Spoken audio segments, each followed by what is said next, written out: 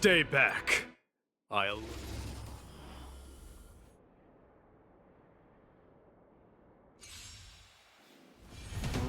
I can't do this! Forward!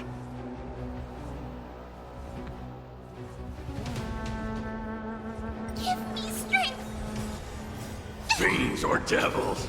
I'll crush them all! Go, go, go! As you wish. River doomed!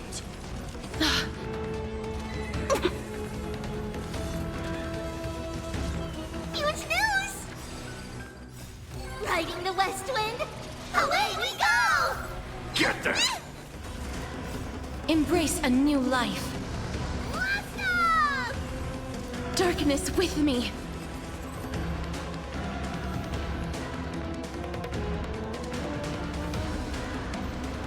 Protect me, protect me!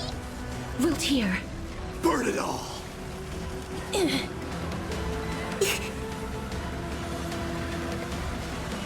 Delivering warmth! Riding the west wind, away we go! Get them! As you wish. Embrace a new life. Go, go, go!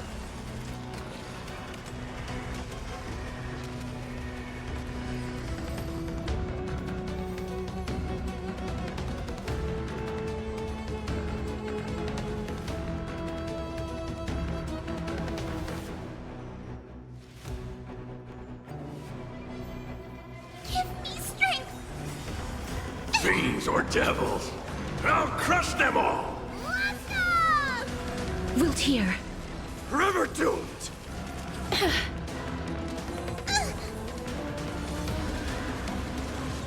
Huge news! Riding the west wind, away we go! Get there! Embrace a new life. Go, go, go! Return to dust.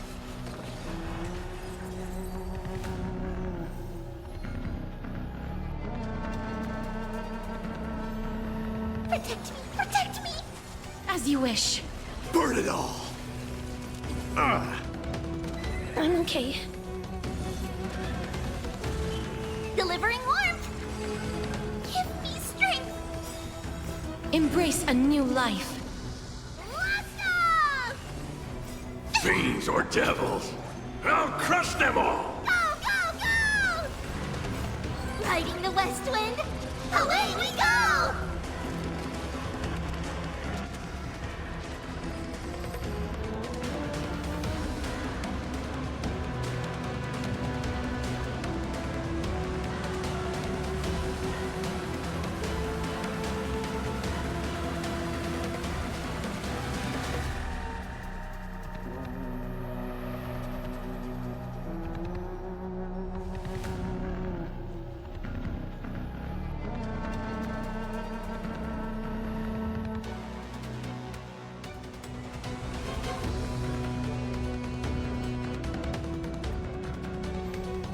Protect me, protect me! Wilt hear. River doomed! So feeble. Huge news! Give me strength! Embrace a new life. Let's go! Riding the west wind, away we go!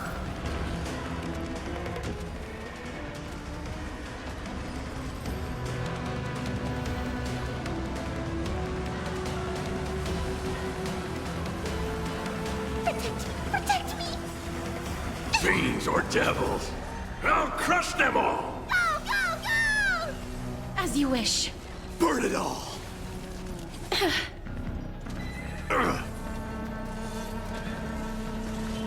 Delivering warmth! Riding the west wind, away we go! Get there! Embrace a new life. Let's go! Return to dust.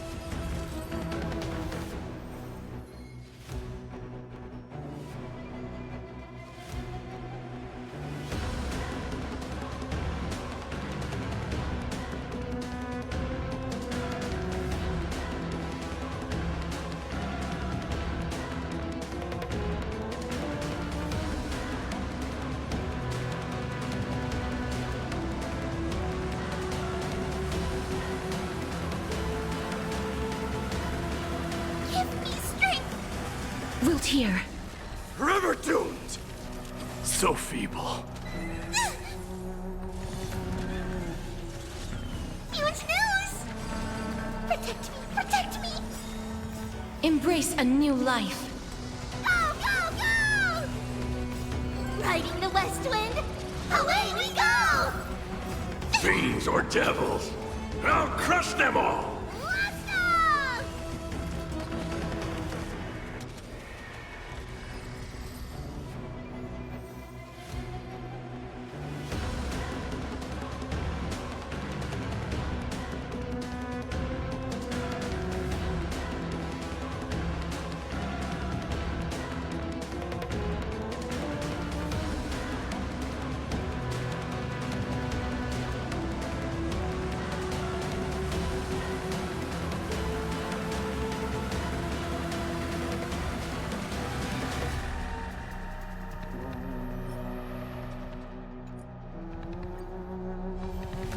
Give me strength! As you wish. Burn it all! I'm okay. Delivering warmth! Riding the west wind, away we go! Get there! Wilt here. I am Stripe! Embrace a new life. Go, go, go!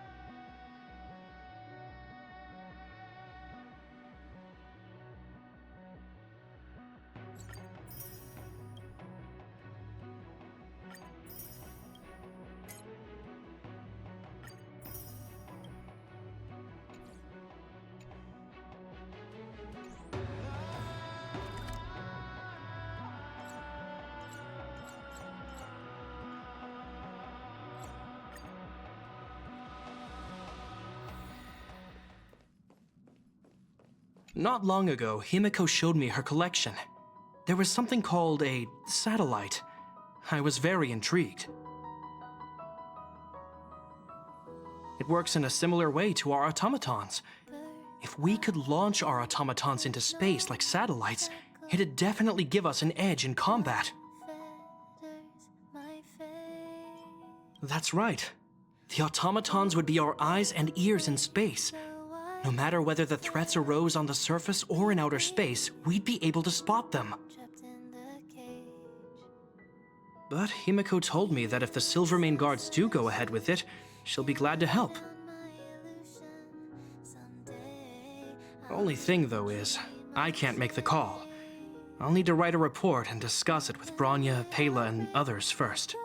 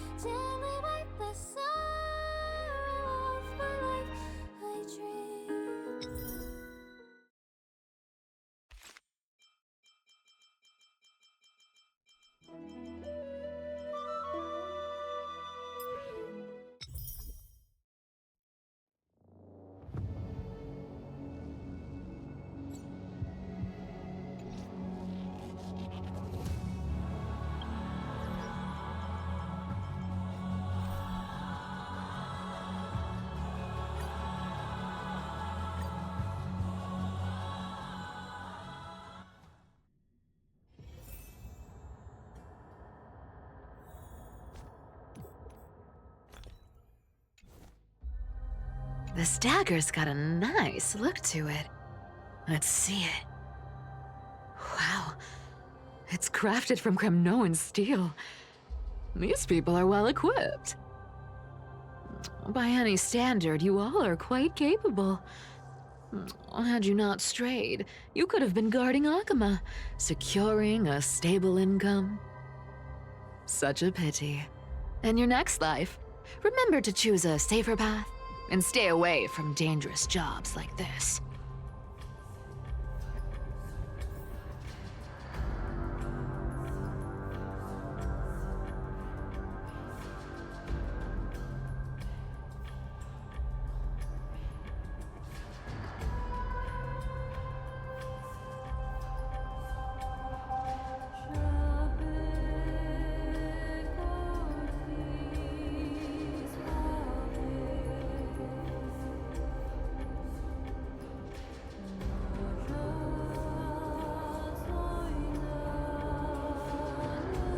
Let me take a look at what's hidden under that mask. Huh. Your face looks innocent enough. Who would have guessed that such a pretty face would hide a heart full of darkness? Appearances can be deceiving. It's a fool's game to judge someone's character just by their looks. It's amazing what the seamstress can do with her divine authority. She sees right through people with that golden thread of hers, beyond whatever facade they put up. As for using divine powers, I'm no slouch myself. Who came up with this uniform? It's got more pockets than it needs. Nobody wears this style anymore, do they? Back in the days when I was doing honest work for the Gold Weaver, I saw my fair share of these. Oh. What do we have here?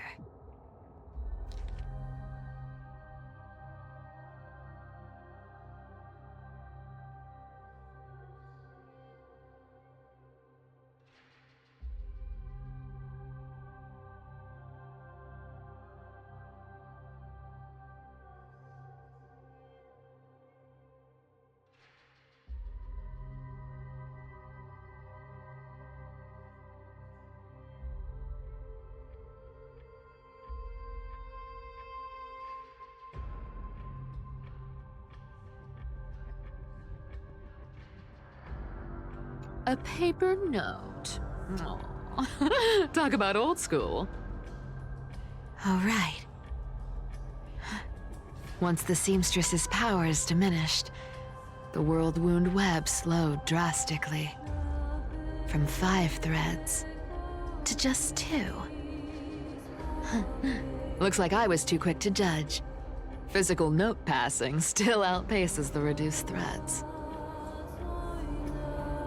Huh. No trace of kindness.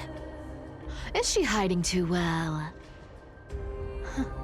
Or has she given up? Well, I've done everything I could. Now it's in the hands of the Deliverer and his crew. Huh? What was that? The noise came from above. Could it be? Huh? It looks like they pulled it off. The Deliverer is impressive, no doubt. But some of the credit should go to the gray mystery from beyond the sky. I've crossed paths with them before. They're a little quirky, but their power... absolutely terrifying. With the Coreflame of Aquila taken, the flame chase journey is down to its final threat. They're already here. Barely gave me a moment to catch my breath. All right, then. Guess it's my turn to see what you've got.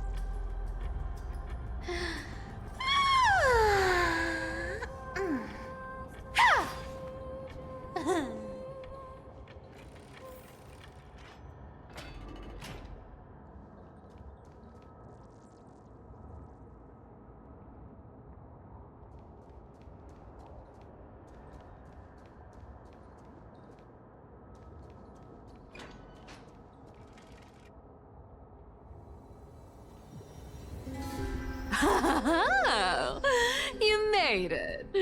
I've been waiting for you. Black-clad sword master, the Flame Reaver, whatever your name is. Look at you, sniffing around like a starving hyena, chasing the scent of the Coreflames.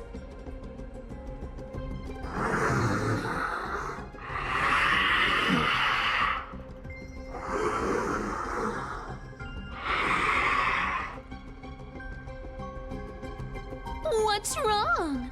Cat got your tongue? Or maybe you're just too dense to understand plain speech.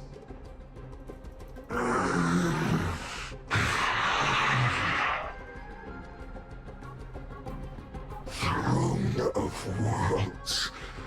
Coreflame. Must take back. You sad little thing. I've got you all figured out. Let me guess. You've been eyeing these last two Coreflames all along, huh? No wings, no allies. Oh, what a pity. Even with Aquila's Coreflame sitting idly in the sky, you're helpless to reach it. All you can do is sit and wait for the Chrysosairs to bring it down, then swoop in like a brute to snatch it for yourself. Isn't that so?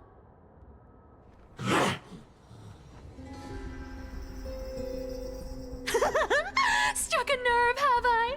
I've seen you lingering on a cliff more than once, staring hopelessly at the sky. Pathetic. But hey, I'm feeling generous today. I've got a surprise just for you. That's right, I have Kephalie's Coreflame. But if you think you can snatch it from my claws, you'll have to catch me.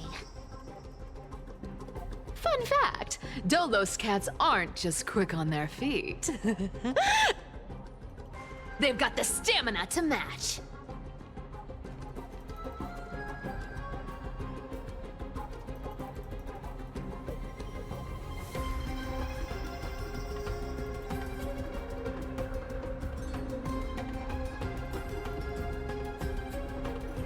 Not a good sign to be empty-handed.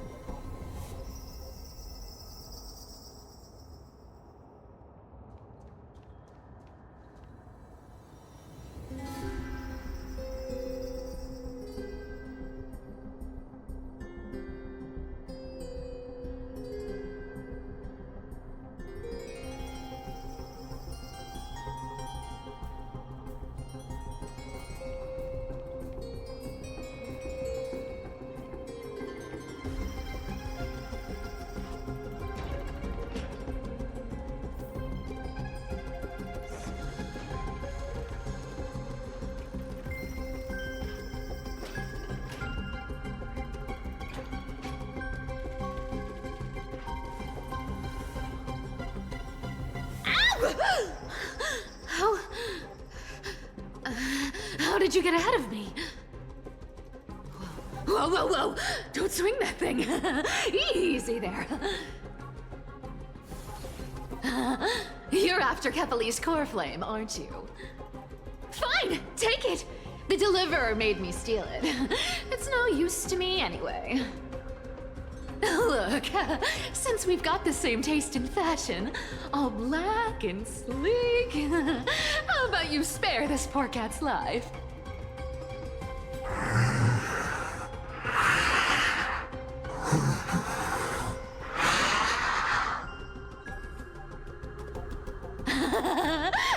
the spirit. You get the Coreflame, and I get to keep breathing. Everyone wins.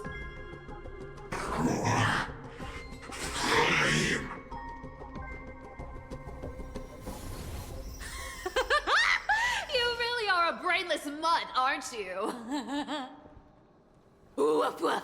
Come on! Come on! You're not gonna let a little setback like a lost bone stop you, are you? Well, look at that. They actually caught up with me. No one's ever managed that before.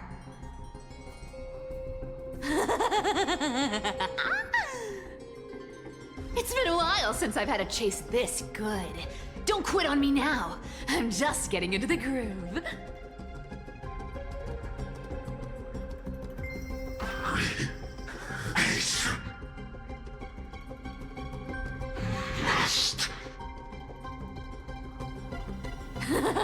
You sure stumble over your words, but you've got some speed on you. Not a good sign to be empty-handed. I'm going to speed up. Don't get left behind.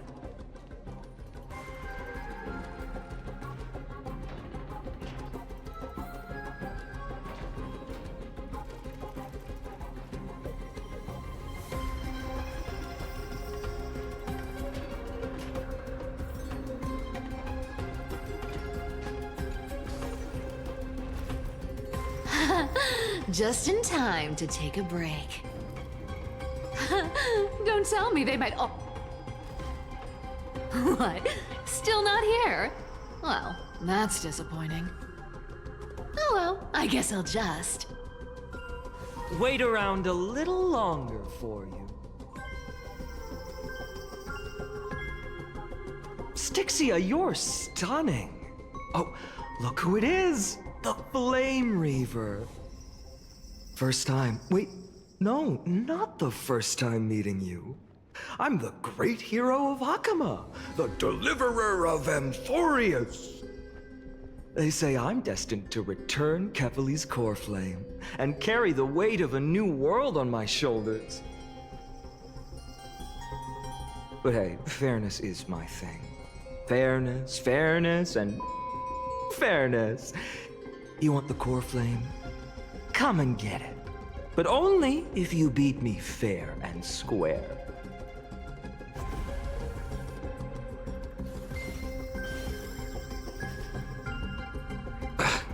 Boring.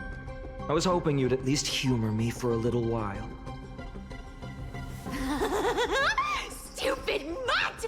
Fooled by the same trick twice! Bye-bye, Flame Reaver.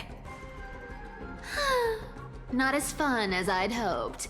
I guess a brainless brute isn't much fun when it comes to mind games. I seriously can't shake them off, huh? This is borderline impossible.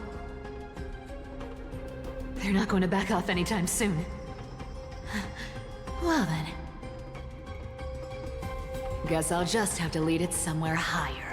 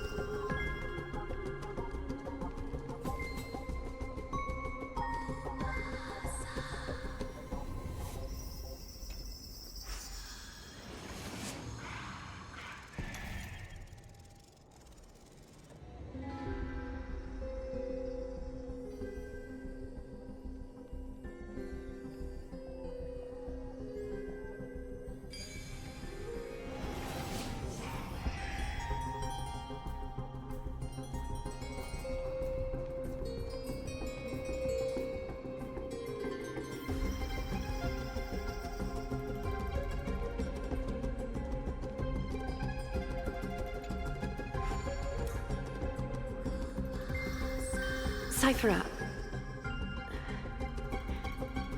do you still plan to go to Dawn Cloud? I've made up my mind. Don't think about stopping me, seamstress.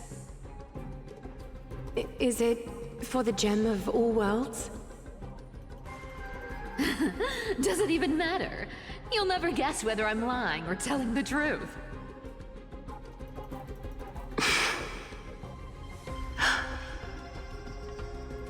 You're still wearing those golden boots I gave you. I hope you're not running from someone the next time you wear them.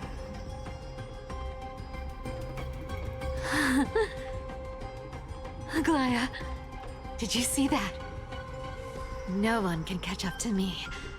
I'm no longer running to escape anymore.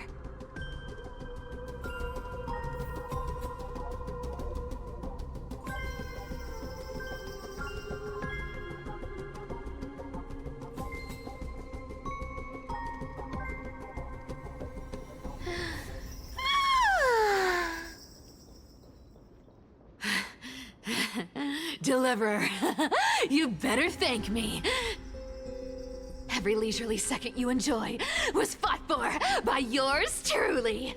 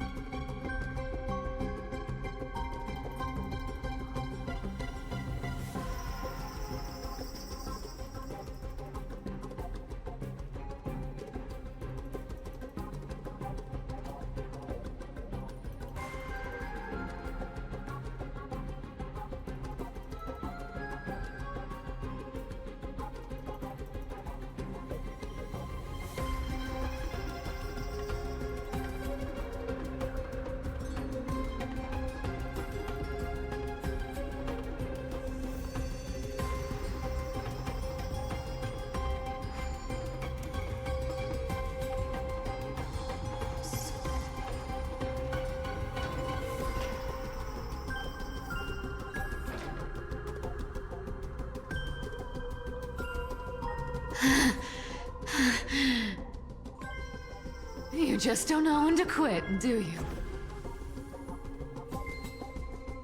Can't escape.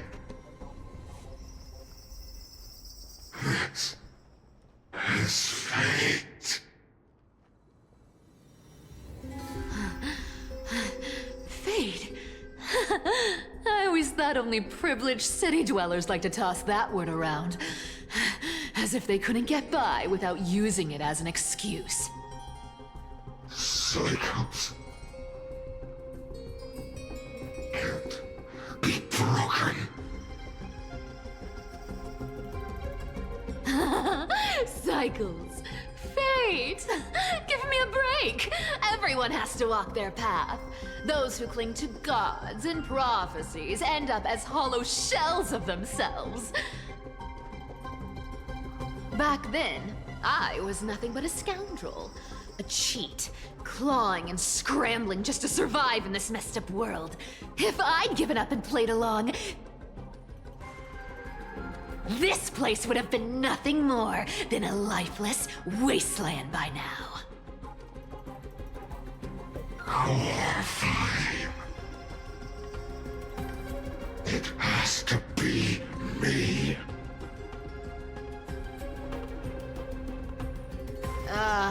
My bad. Why bother offering wisdom to a mad dog who wouldn't understand it anyway? Do you know why I dragged you here, mutt? Word is, you've tangled with that golden-haired lion before.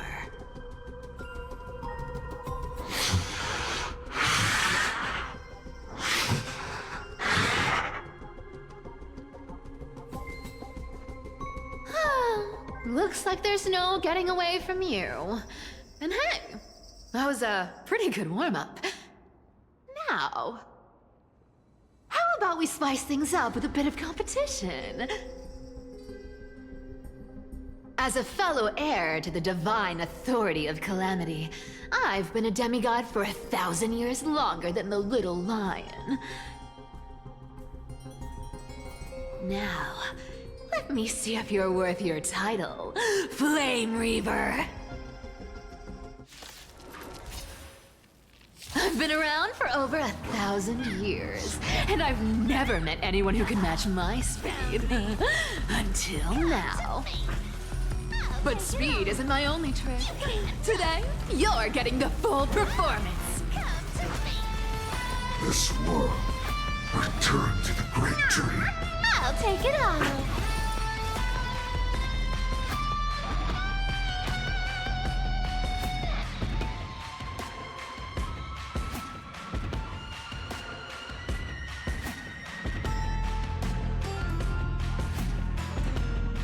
Time is money, you know. Wait any longer and you'll owe me interest.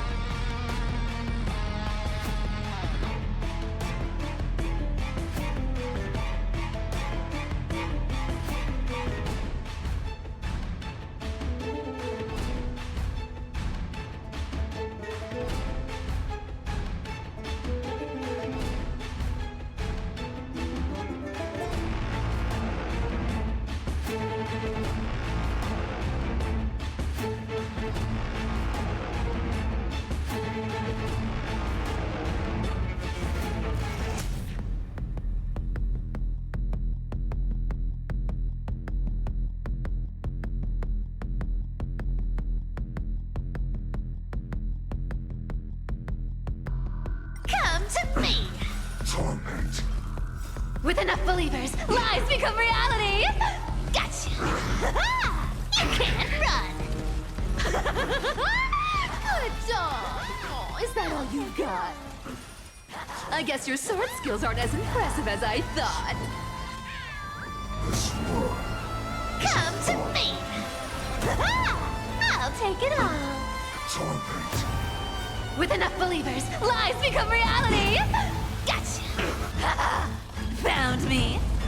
Resisting is futile. I can summon as many clones as I need. Come to me! See you around, Mud!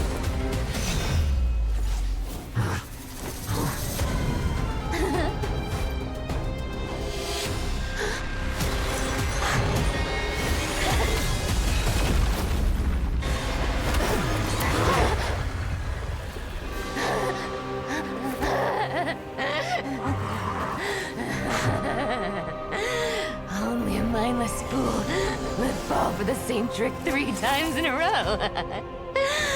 Victory is mine, fiend.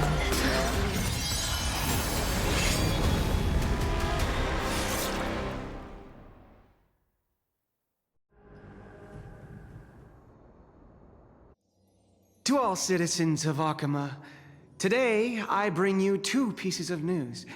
One sorrowful, one joyous. First, let us offer our blessings to the departed. Our beloved Chaplain Foros has returned to the embrace of Sky Father Kefali. May he rest in peace. But citizens, do not grieve his passing. In his final moments, Chaplain Foros found peace. While he still had his wits, he heard the final words of the Sky Father. And that brings me to the joyous news I share with you today. Before the great world-bearing Titan fell silent, they spoke one final message to my revered mentor. And now, I shall share those words with every soul in Amphorius. They said, "The prophecy has arrived. My mission is complete, and now I shall fall into eternal silence." The eternal night is looming.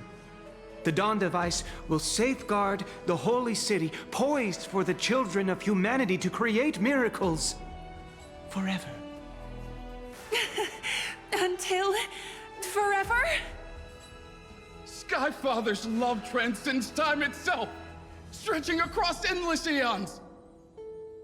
Citizens, Friends, as the newly appointed chaplain, I propose we host a grand 100-day celebration at Dawncloud. A feast in gratitude for the Sky Father's gift. Our mission is to transform the Sky Father's words into unshakable faith. For 100 dawns, through song and dance, every child of humanity within Amphorius will come to believe the light of the dawn device Good evening! Never fades. Good reading days! Let the show begin! Has no end!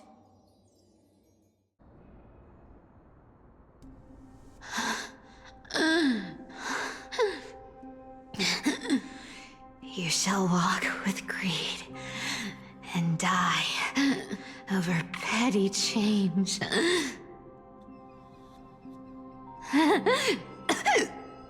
The prophecies, petty change,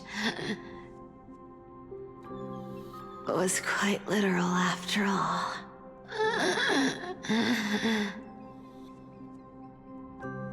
Atticus.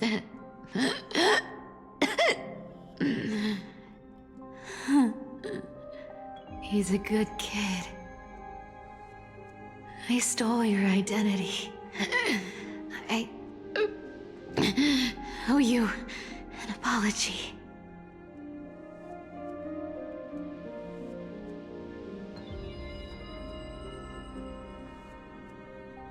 But I owe more than just an apology. There's also you, Aggie.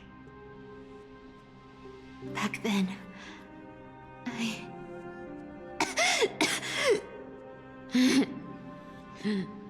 I had to leave Akama.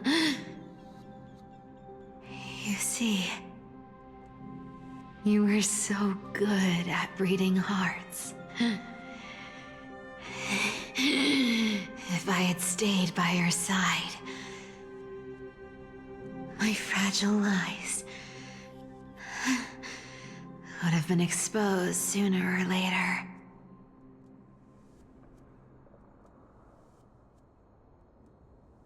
Your weave shop.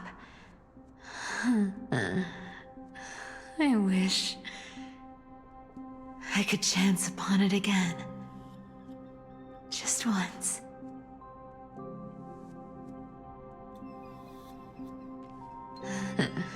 To be scolded by you and Treeby.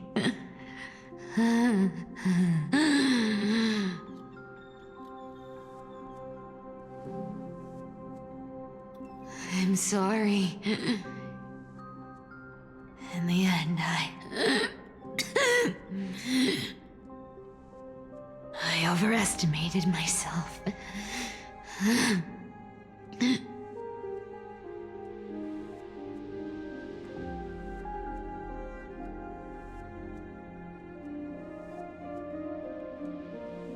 But at least there's one thing I did accomplish. Kephalese Coreflame is not here. It's safe. It's safe now. But if you close your emotional balance, emotional balance, emotional balance, emotional balance, emotional. Nothing more than a thief.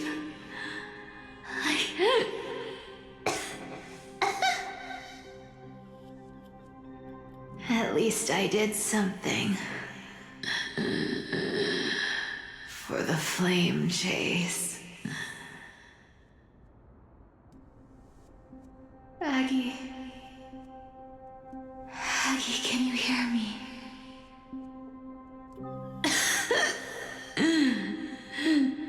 Say something.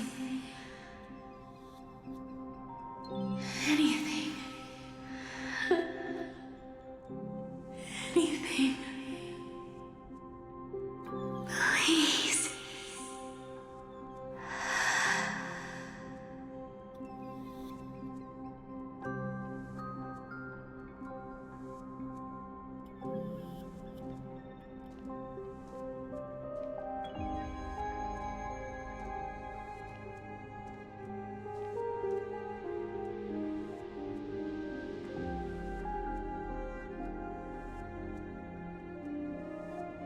You are the unsung hero of Emporius, Cipher. You saved us all. You betrayed the world. And in exchange, you earned humanity 1,000 more years of life.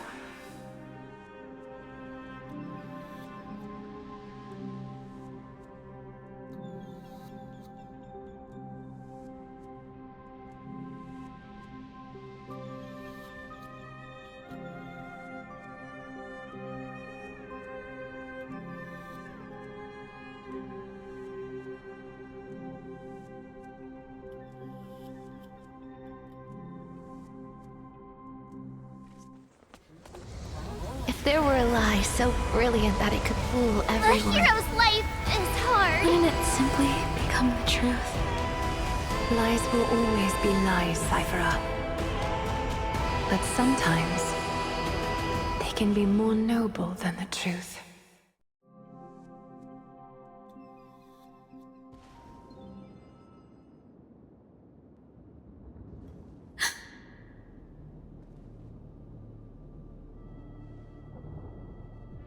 The Coreflame in my hand. It's trembling. It's sending me a warning. Lord Finan, in Amphorius' mythology, isn't the Dawn device said to be a gift from Aquila to Kefali? Why bring this up now? Let's focus on getting back down there. Lord Finan? Yes. Nearly every mythologist agrees Aquila gifted the Dawn device to Kefali.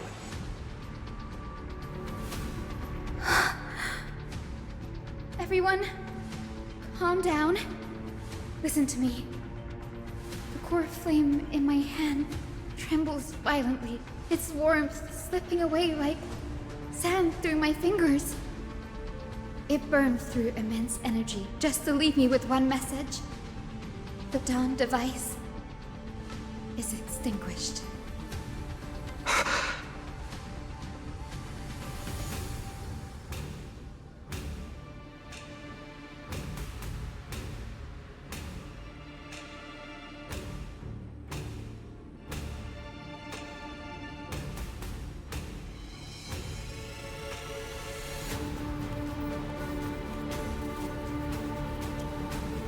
I don't know.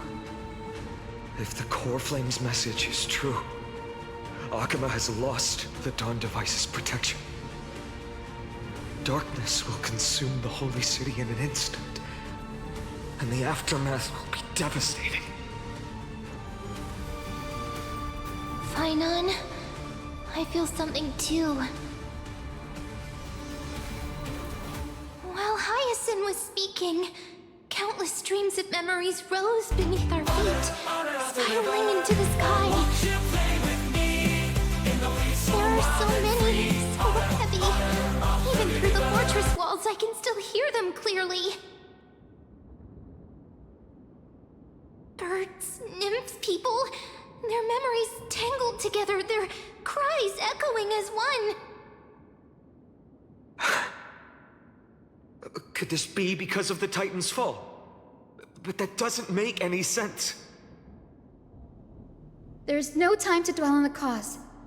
Without the light of the Dawn device, the Holy City will be consumed by darkness, and countless lives will be cast adrift. Everyone, you must return and fulfill the mission of the Chrysos heirs. As for me, Denny, you're Let still the show carrying the begin. goose to spirit water, aren't you?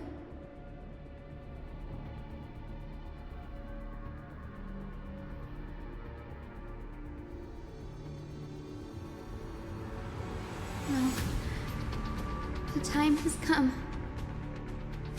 Open the path to the vortex for me.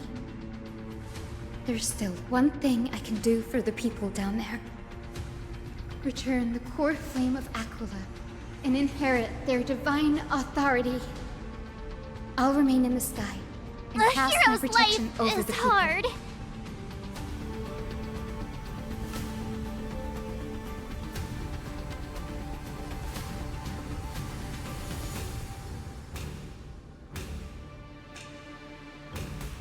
Don't waste time thinking about alternatives. This will resolve everything. Danny, I'm counting on you.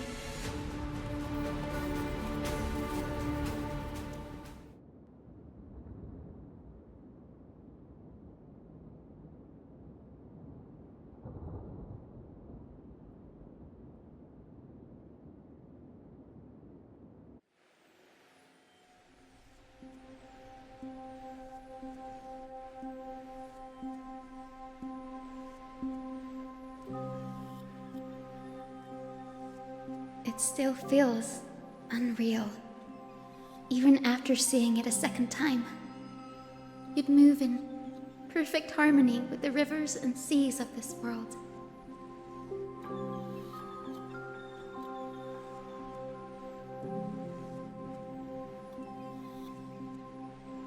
The Astral Express, isn't it?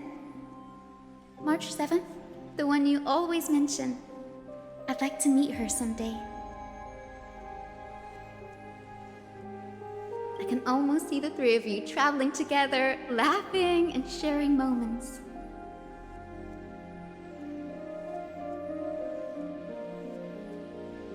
Of course I do. A sharp, aching sadness. I feel every bit of it.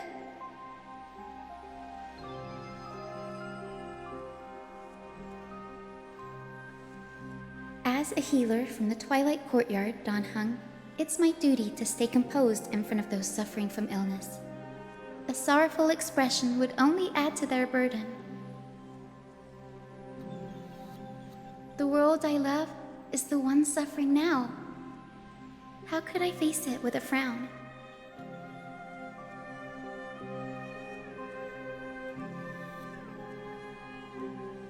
Goodbye, everyone. Please, become the heroes this world needs.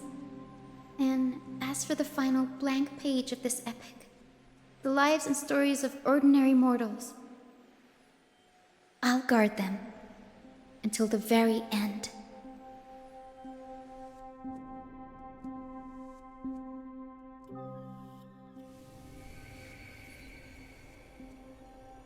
Miss Hyacinth, are you really leaving?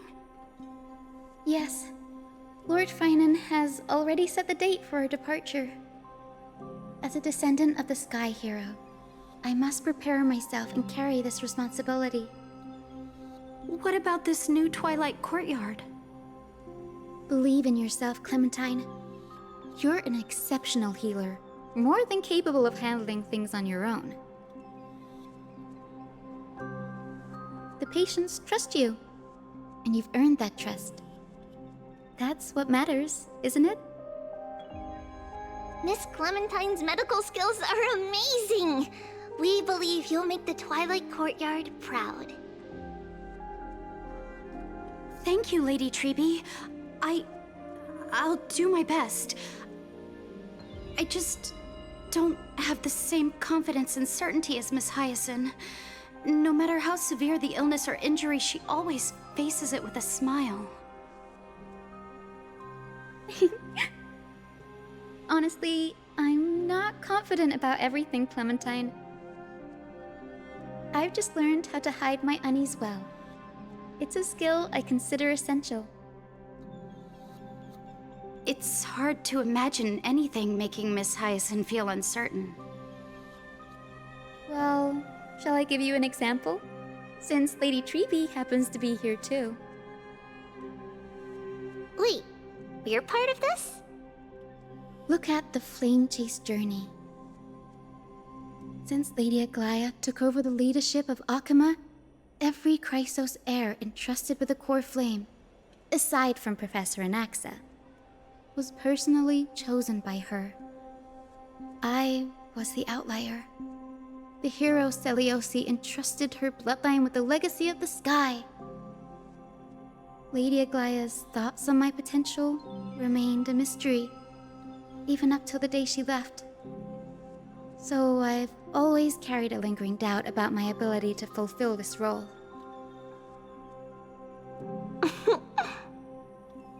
Lady Treby, why are you laughing? The answer Cindy wants is simple. Just try looking at it from another perspective. Imagine this. Knowing Aggie's personality, if she believed you weren't worthy, don't you think she would have considered other plans?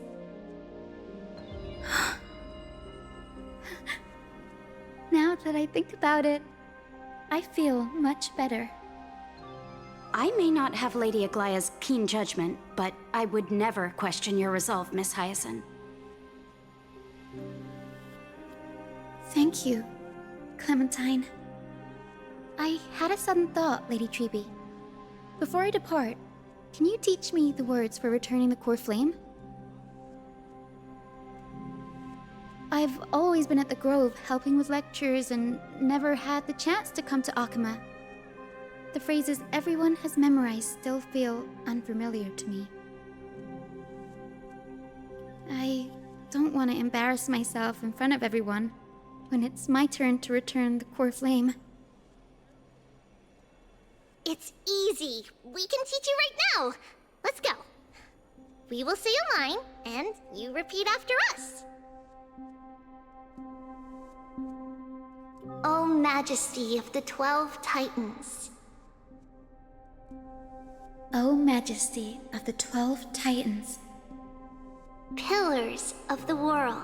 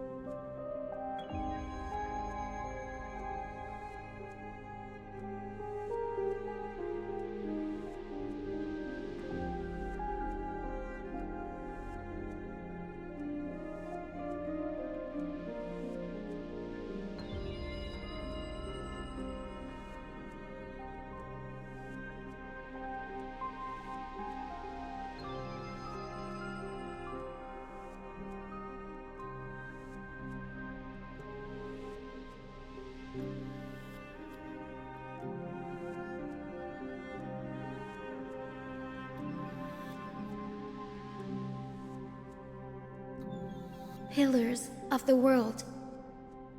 We seek your divinity. We seek your divinity.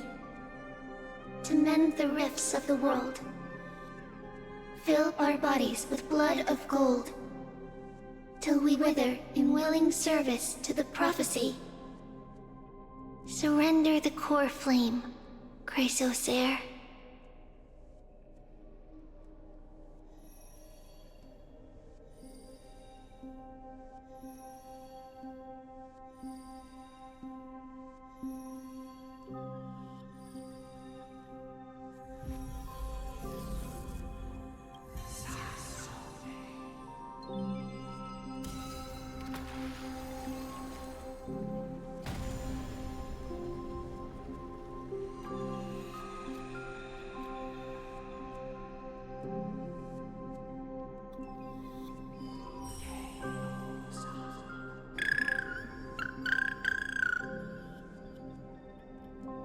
Cindy, are they?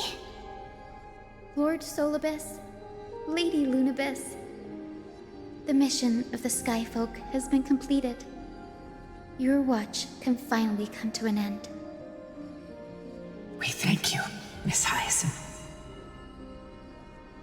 Even though we were the source of that false legend, you still brought us freedom. Please, don't say that. Without your wings, we would have struggled to progress in the Eye of Twilight. Akama is on the brink, and I must quickly embrace the role of demigod to protect everyone with the power of the sky. Honored ones, please tell me, what trials lie ahead for me to complete? I think think you've already done everything you were meant to, Miss Hyacinth. What do you think, Celiosi? The Sky Folk. Lady Celiosi? I see. After all these long years, your will has merged with the Titan's divinity. I deeply regret. I beg for forgiveness. The darkness in the human heart clouded my judgment. I failed to recognize the resilience buried deep within. Of those present that day, I don't know how many were innocent, how many truly deserved their fate. That's why I cannot forgive you on their behalf, Lady Celiosi. The spirits of my ancestors resonated with me. You exiled our people, and they may never forgive you for that. But at least there is one thing we can agree on. The truth that no one can distort. The courage it took to defy the gods was undeniable, unwavering. That same spirit now lives on in those who walk the flame-chased journey, growing stronger with every step. You were the spark that set this era in motion, Celiosi. An age where heroes rise and epic stories are told far and wide. An age where a flame of hope was preserved for the world.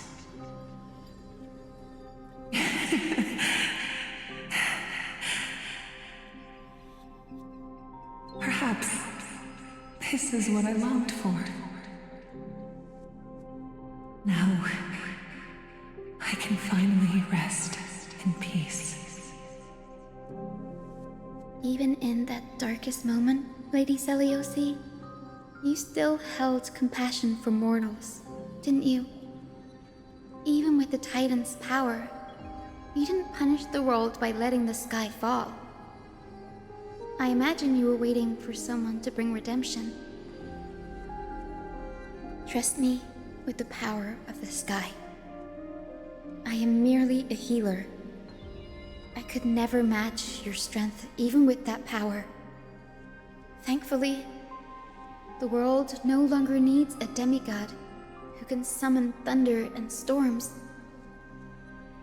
What I must do is merge with the sky and cast down a gentle rainbow, protecting as many lives as I can.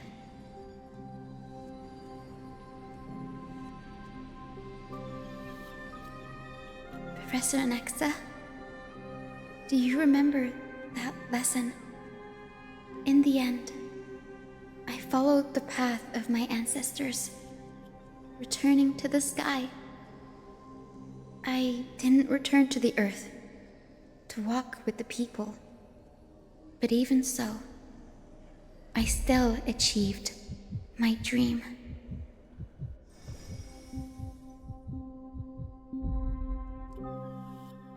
Hyacinthia. Thank you.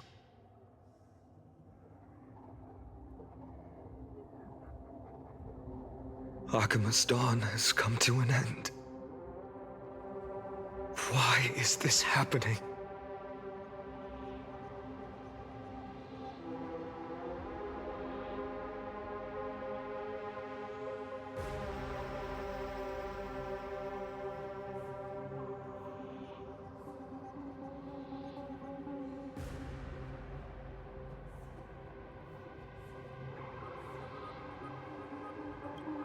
Treby would have made sure to warn us if there were any mention of it. Even if Hyacinth takes the divine authority of the sky, She probably won't be able to banish this darkness. The Black Tide. Its power probably surpasses even that of the Titans. All we can do is hope she can protect as many lives as possible. Is this the end for Akuma? Don't give up. We're the ones leading this journey, so we can't afford to lose our way.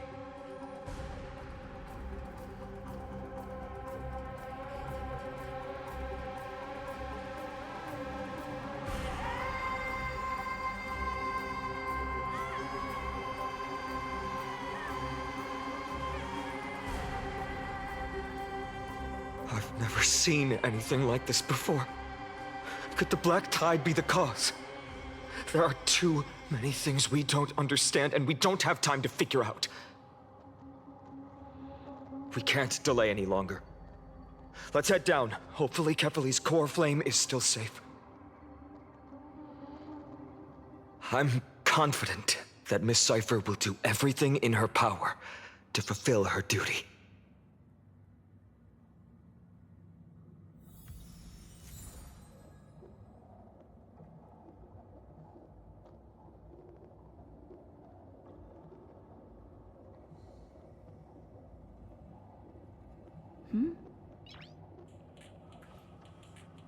Noise.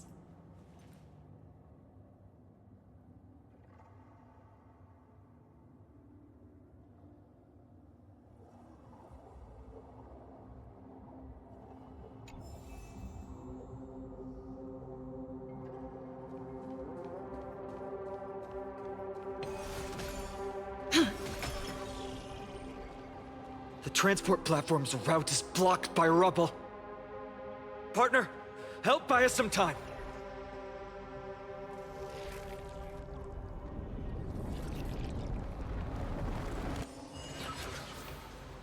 Good job. Now we can get off the mountain.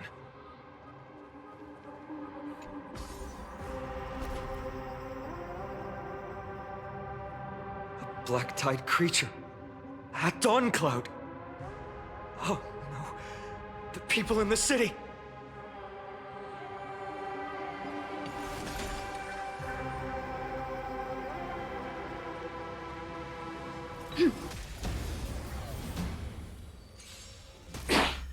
We can do it! Mimi! As you wish. Give me strength! Fiends or devils, I'll crush them all! Riding the west wind, away we go! We can do anything! Go, go, go! Embrace a new life.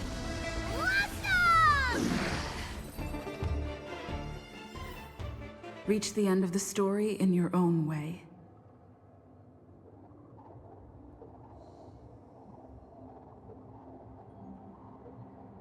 We must find out where they breached the city from. Triby, please hold on till we get back.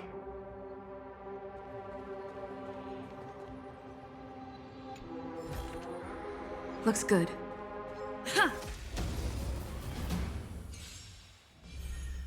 I choose you! Mim. Protect me, protect me! Wilt hear. Mimi! As you wish. Riding the west wind, away we go! Embrace a new life. Go, go, go!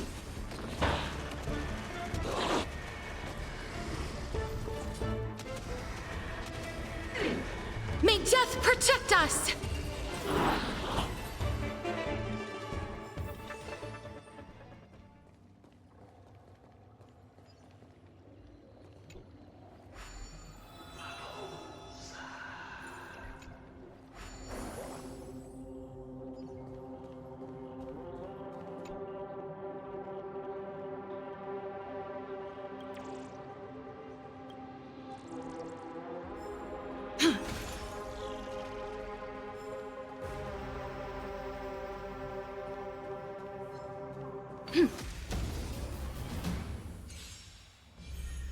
We can do it! Give me Wilt hear.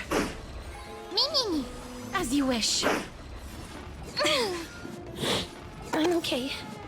Embrace a new life. Fiends or devils, I'll crush them all! Go! We can do anything! Riding the west wind, away we go! Reach the end of the story in your own way.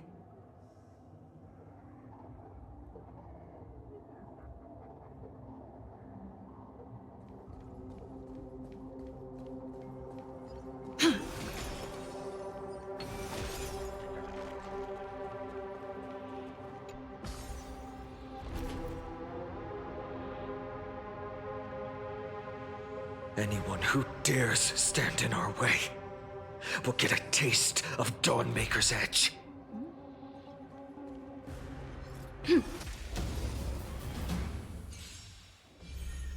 I choose you! Man, protect me!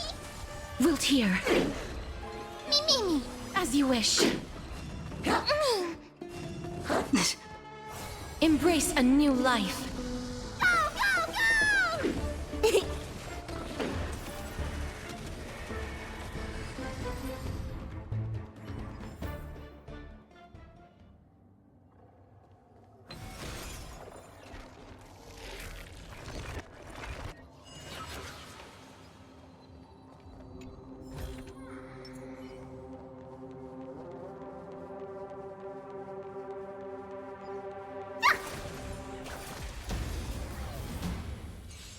Go!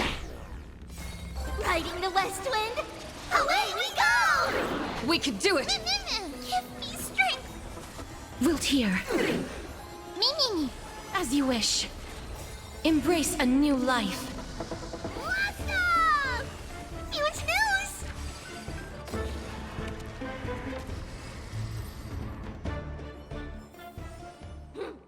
Toward tomorrow, onward!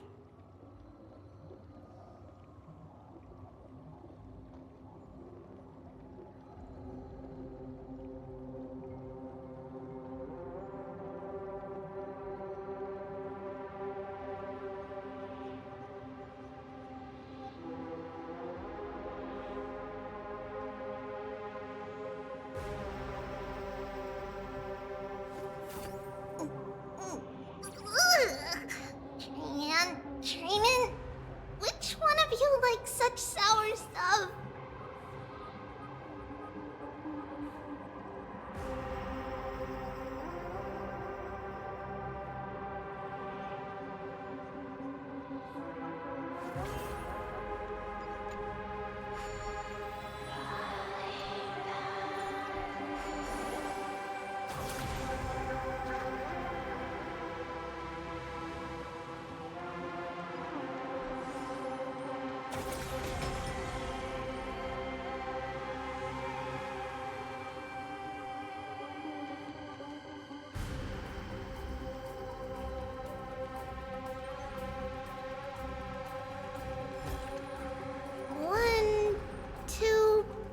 Not enough for us to share.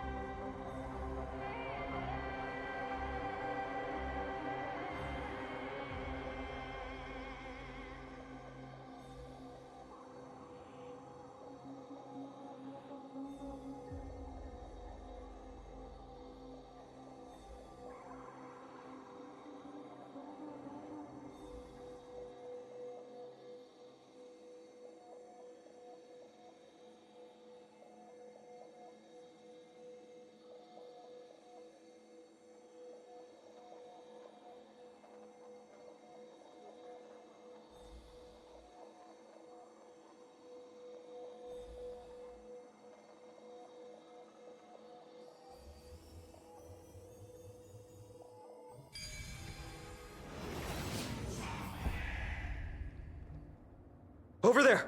Kefali's Coreflame is being kept in the center of the council.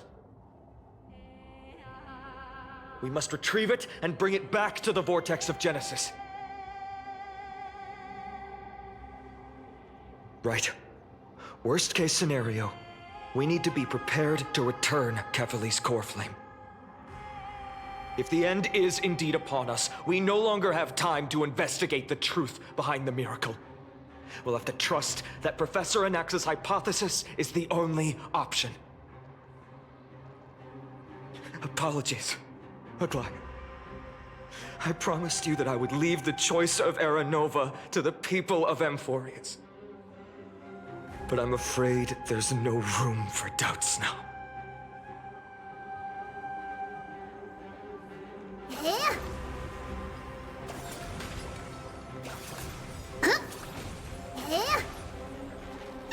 Her will to heal the world is so strong. We'll definitely sense it if she's succeeded.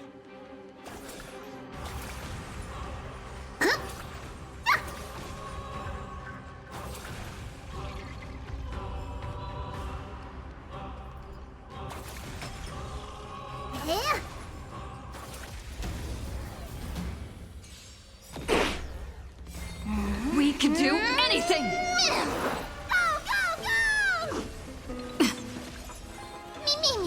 As you wish. Riding the west wind, away we go! Protect me, protect me! Fiends or devils, I'll crush them all! Huge news! Mimi!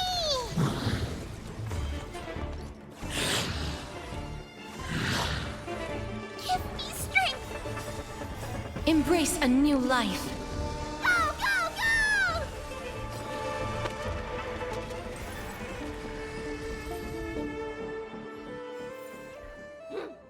Toward tomorrow! Onward!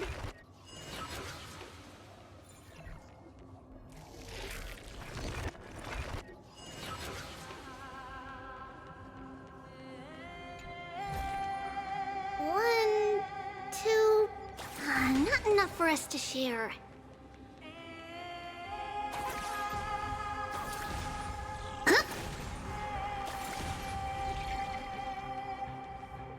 Cleaner.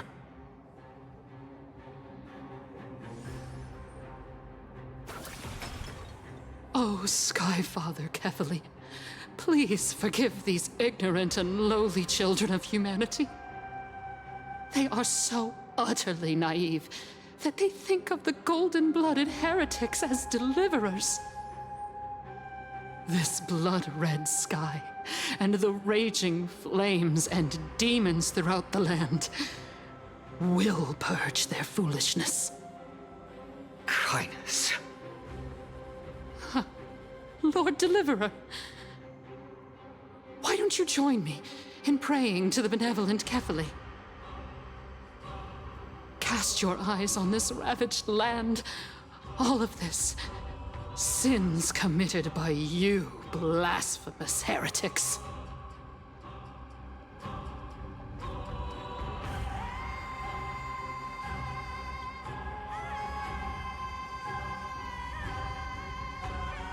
Dunhung is right. My sword yearns to end your pathetic life. But to a cornered dog like you, the most deserving punishment is to personally witness the Chrysos heirs fulfill their mission. Only then will you truly know how meaningless and foolish your past transgressions were. Fulfill your mission. Kefali's Coreflame is long lost to the winds. How will you fulfill the prophecy? She's gone completely mad, to the point where she's just spewing nonsense. For the longest time, Kefali's Coreflame has been worshipped here. Only core members of the Council of Elders know how to activate the Coreflame casket.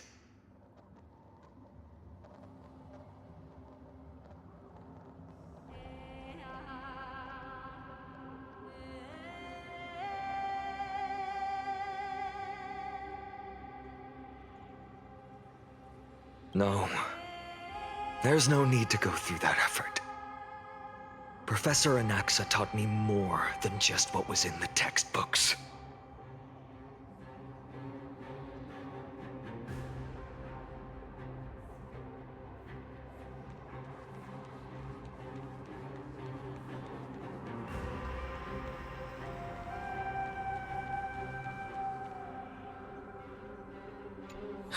The sins of the Chrysos heirs have finally transformed into divine punishment. None of us. No one can escape.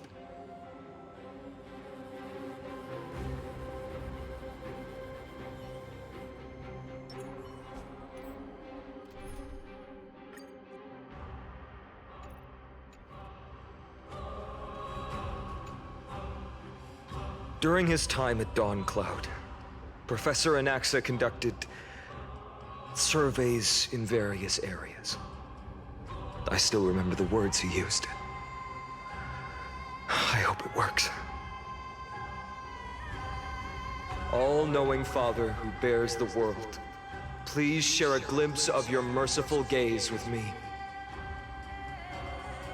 Cast down the Titan's fire that hangs at the pinnacle of the world, for your devout creations to behold.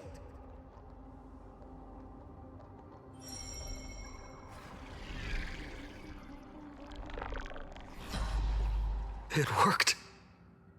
One step left to undo its arcane seal. Partner, I may require your strength again.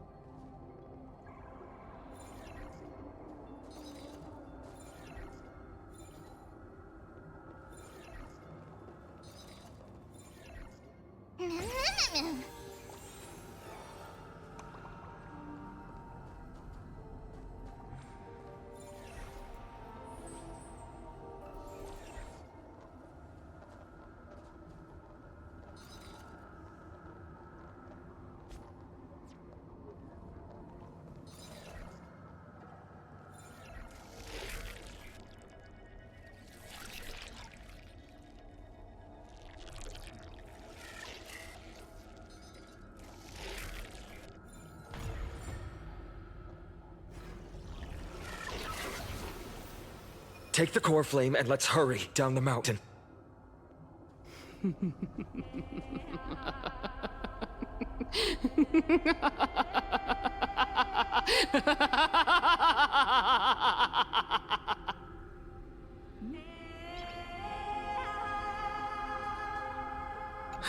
The sins of the Chrysos heirs have finally transformed into divine punishment.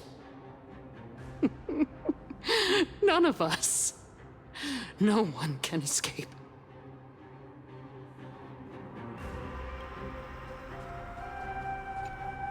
Danheng, can you use the spirit water art again?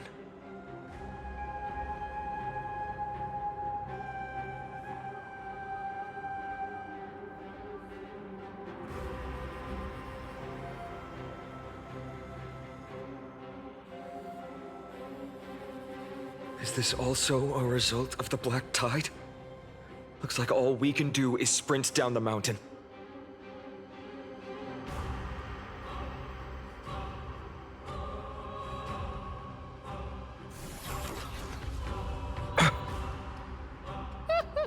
You all thought I completely lost my mind.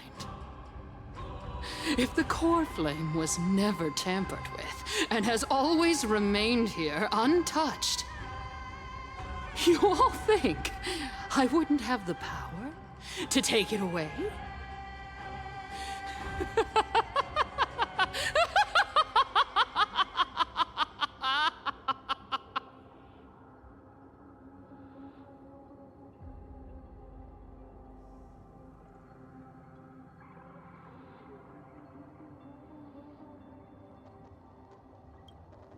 Partner, calm down.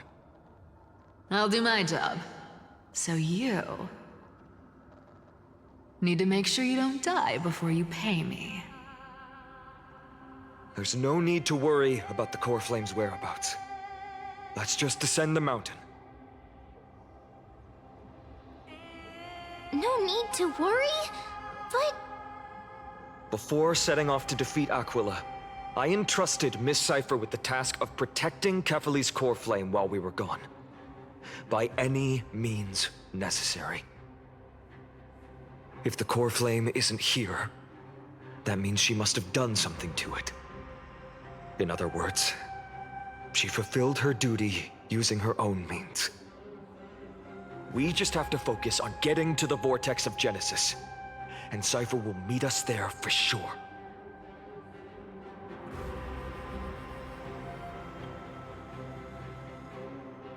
Friends, we have no choice other than to trust her.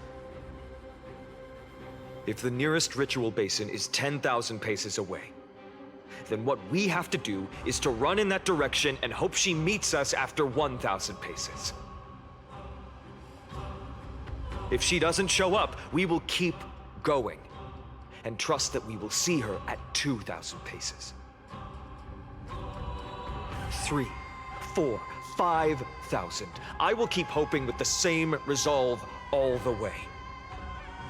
Until she shows up in front of us with her usual rebellious attitude.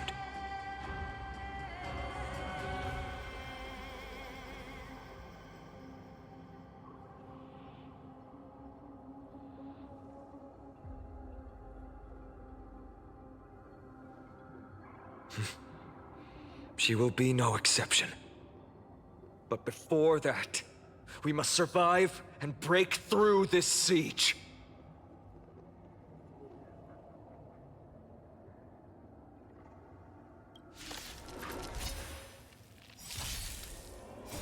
Riding the west wind, away we go! We can do anything! Go, go, go! Me. As you wish. Protect me, protect me!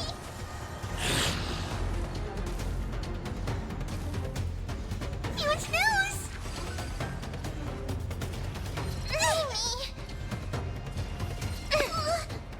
Embrace a new life.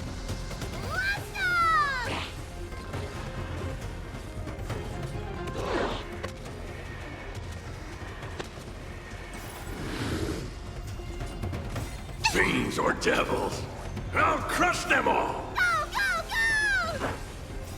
Riding the west wind, set, away we go! Riding the west wind, away we go! May death protect us! Wilt hear. It's done. Let's go.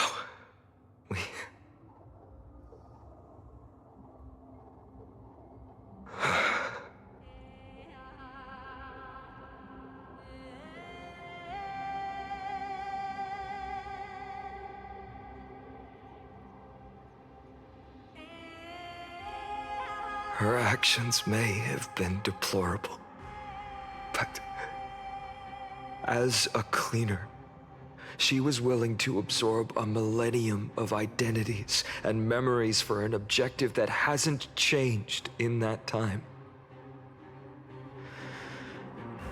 I suppose this is also a form of extreme but twisted resilience. Let's go.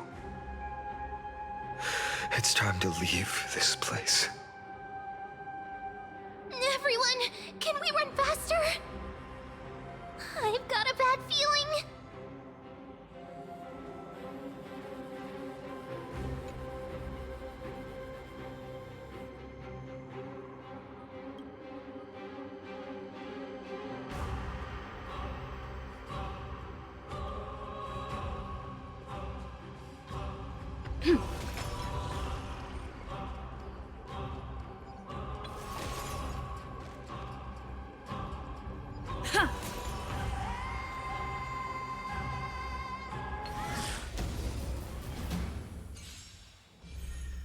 We can do it!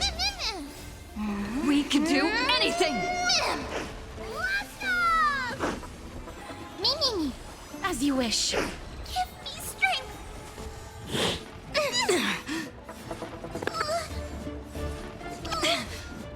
Embrace a new life. Go, go, go!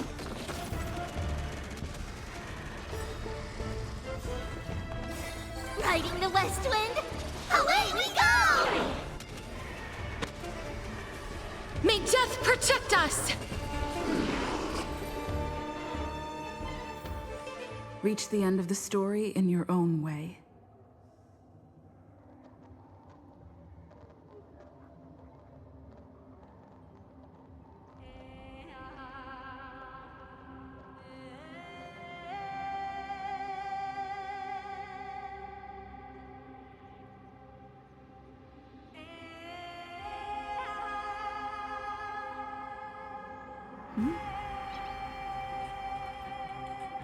Noise.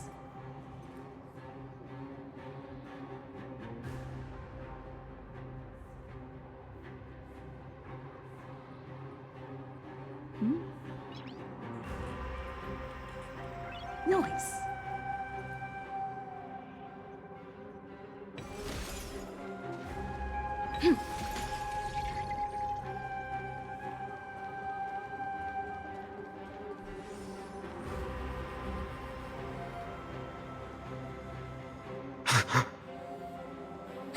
Everyone!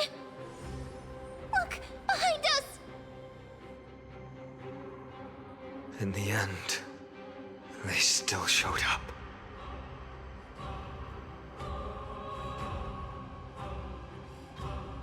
No. Now is not the time. I've been waiting for a chance to face them head on. But not now. If we take the fight here, then lose, the consequences would be irreversible. Come on. We have to get out of here. Keep running, and never turn back.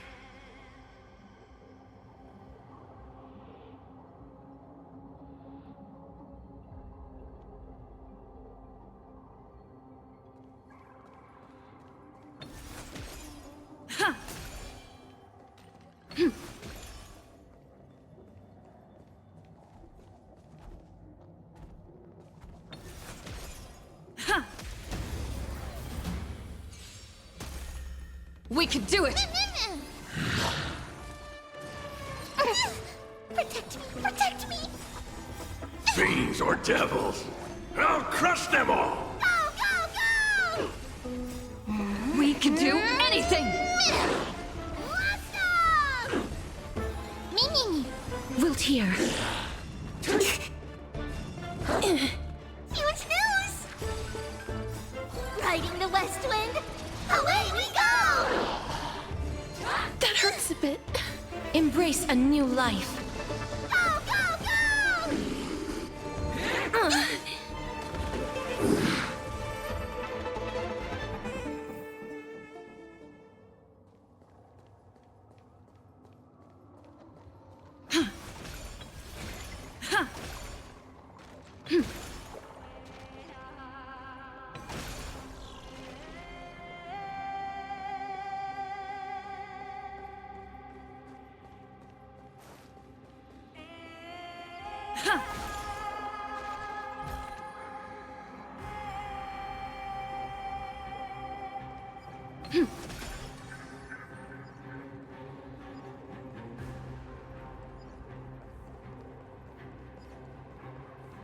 They will catch up to us sooner or later. Keep running. Don't stop.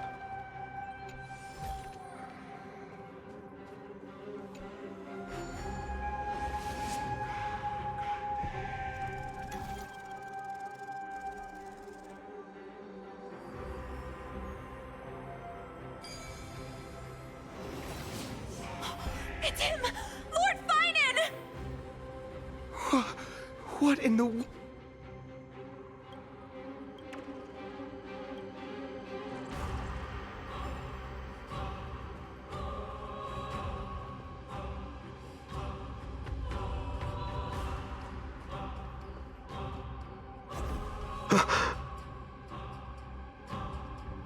Dusk has descended as ordained.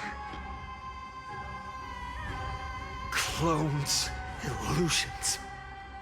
Nothing but cheap tricks to help you hide in the shadows. The sky has returned to its rightful place. This world must be reset. What are they talking about? The end you seek is also the miracle of Genesis. If so, you should be standing alongside the Chrysos heirs. Why do you hinder us, Flame Reaver?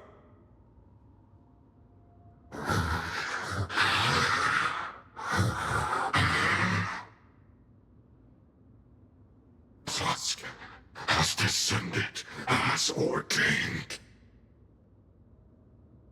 Must reset.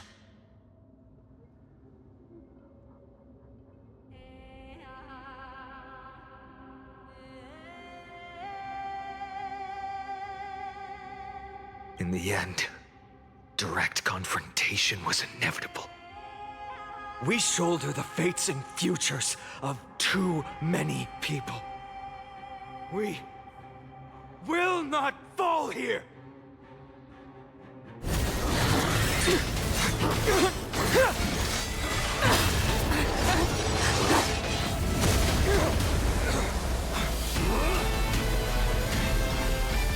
Leave this to Casters and me!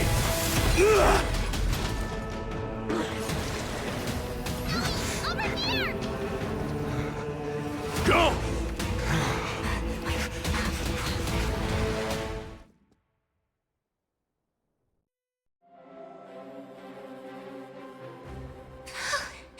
That was really close. It's too early to relax. The Flame Reaver is a master in the art of deceit. Even Mighty may not be able to restrain them. I never thought I would leave him alone on the battlefield twice. But now isn't the time to be thinking about this.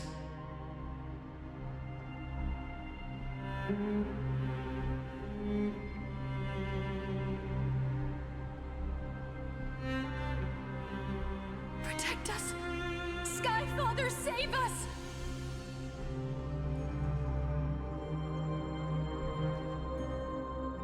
The Black Tide creatures are threatening the people. We can't just stand by and watch. Let's end this quickly. That rainbow barrier. Do it! Give me strength! Wilt hear. Me. As you wish. You just don't learn. Embrace a new life. Awesome! Huge news!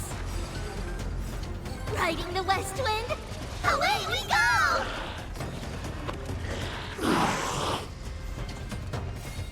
We can do anything! Go!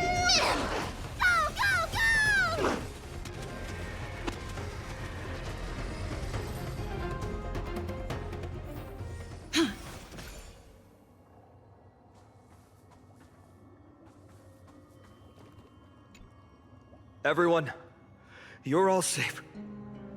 For now. Thank you, Lord Finan.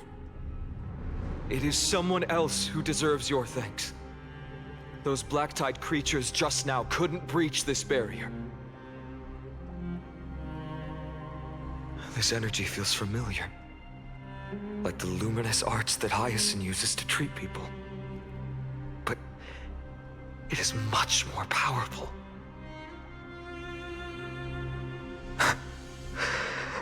Yeah. Citizens! My companions and I can't stay long. Before reinforcements arrive, please do not step out of this barrier. This is a miracle left by the demigod Hyacinth. Please trust her conviction. Miss Hyacinth has also become a demigod, like Lady Aglaya? We understand. We will not leave her protection until you return, Lord Finan. I won't make empty promises. I might not be able to return in the near future. But even if there's no perfect solution, I will make a choice that fulfills this mission.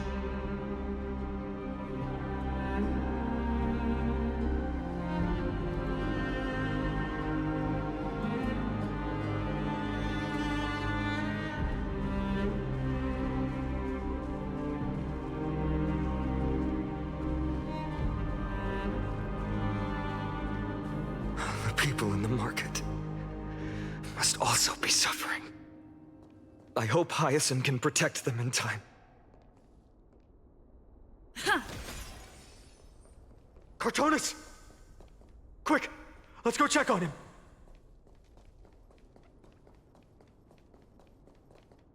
Cartonis, hang in there. Returned, Finan. Burning the holy city is... To resist, I did all I could. You shouldn't be on the front line at your age, Grand Craftsman. Where are the citizens? What's the situation at Marmorial Market? Organizing their escape. The holy city guards are... But where to flee to, no one knows. Descended from the sky, the rainbow barrier did. Protected the people, but alleviated the fear it could not.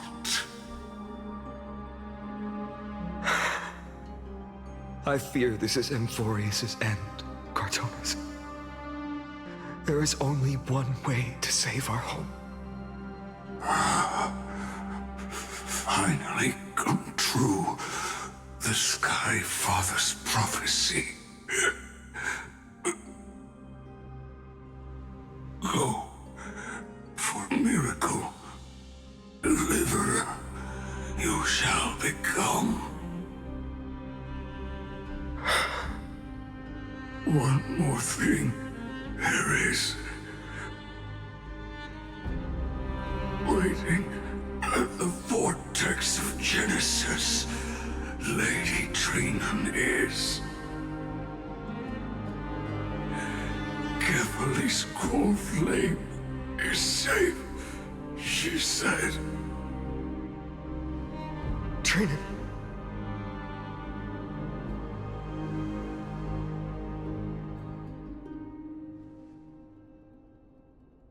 urgent the situation is, leave them to me. The monsters died. I should have kept me here. The power of the rainbow light did. But if destined, inescapable death is, why not leave behind some glory?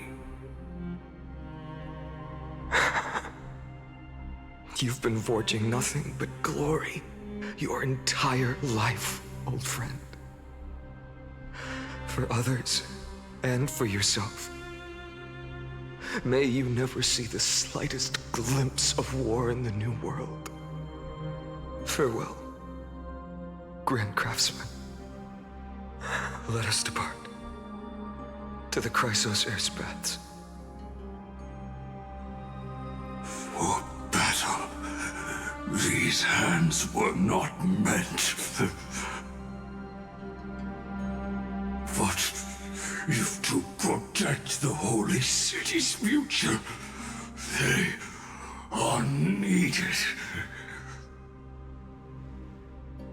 To the final moment, I will fight! Cartonis said that Trinan had news of the Coreflame. As expected, Miss Cipher did not fail her mission.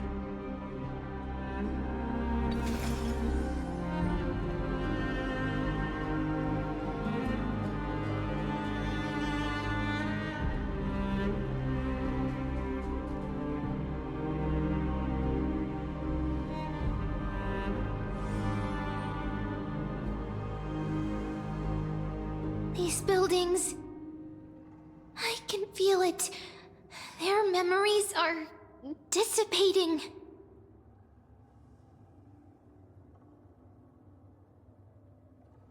Yes, the textures of memories are preserved within all things in Amphorius. Even a single brick or tile holds countless traces of the past. There are no citizens trapped here, nor any signs of black-tide creatures. We have no reason to linger here. Let's head downstairs. The bath chamber isn't far away.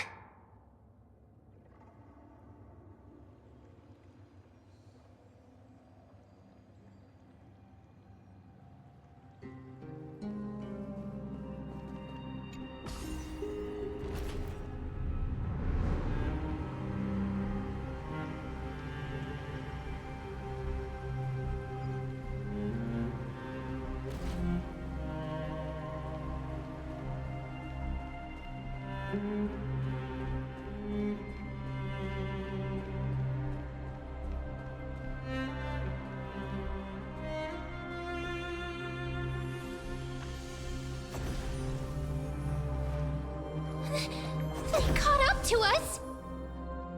Don't tell me that Mighty...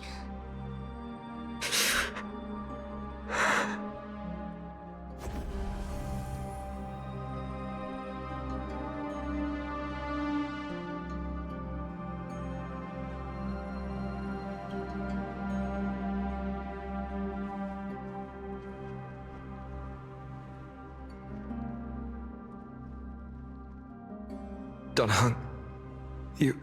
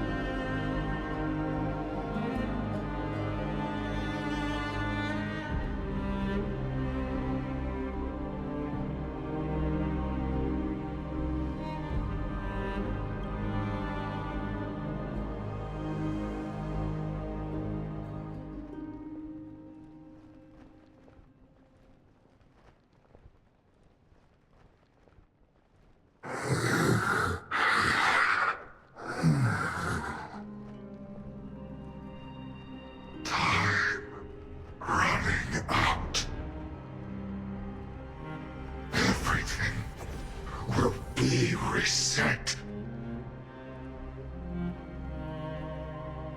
You better keep your word, Dan Heng. You cannot die here.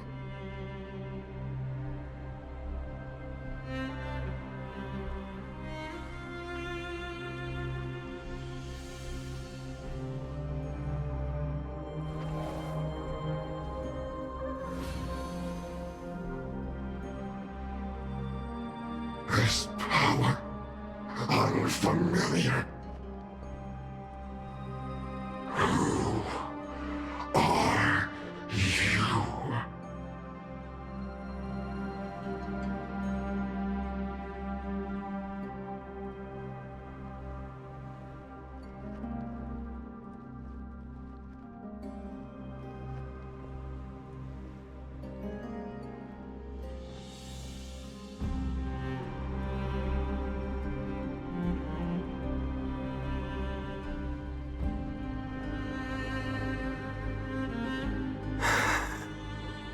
Follow me.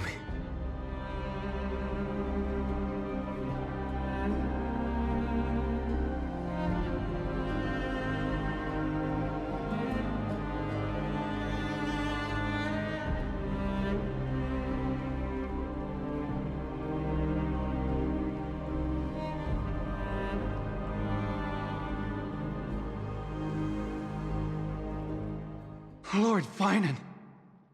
Finally, you're all back. Even in such desperate times, you still managed to keep your promise to me. I am grateful beyond words. Finan, what is this? The Flame Reaver is wreaking havoc in the city, and they still have many clones. Zeph, please get someone to inform Kratos, and have him lead the most elite guards to defend the city's passages. Until I complete the Coreflame ritual.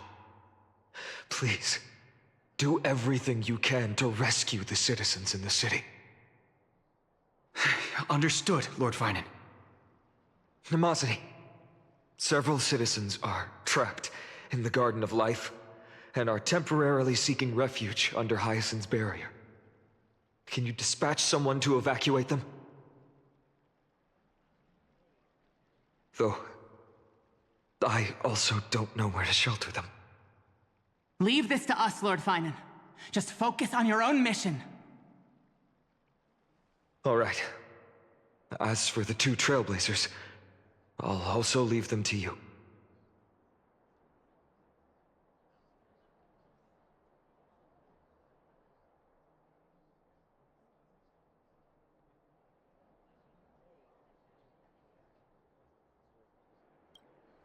My apologies, partner.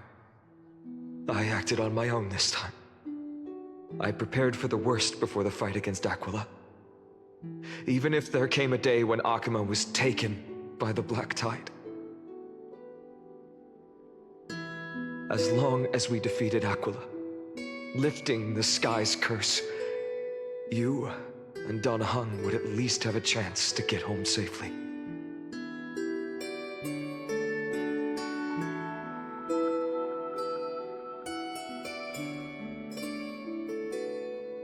I know this is hard to accept, but even if it means being resented for the rest of my life, I still have to be responsible for you.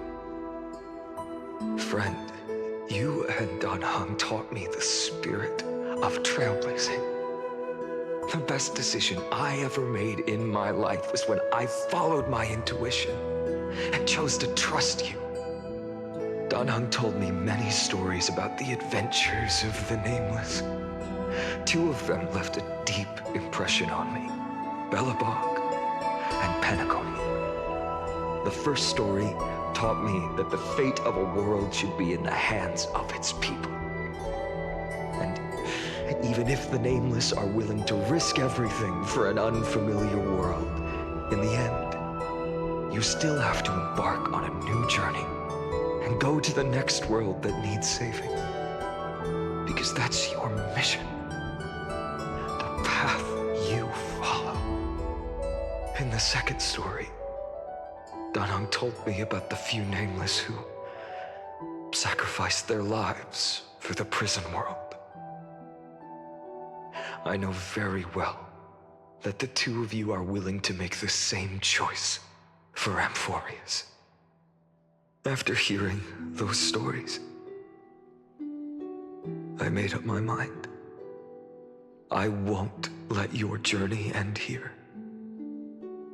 Somewhere beyond the sky, where Amphorians have never reached, there are many people waiting for you to come home. The prophecy has always remained shrouded in ambiguity. Even if the 12th Coreflame is returned, no one knows how the Era Nova will manifest, let alone if the miracle will extend its favor to two visitors from beyond the sky. Before stepping into a fate unknown, the last thing I can do is help you return to your family.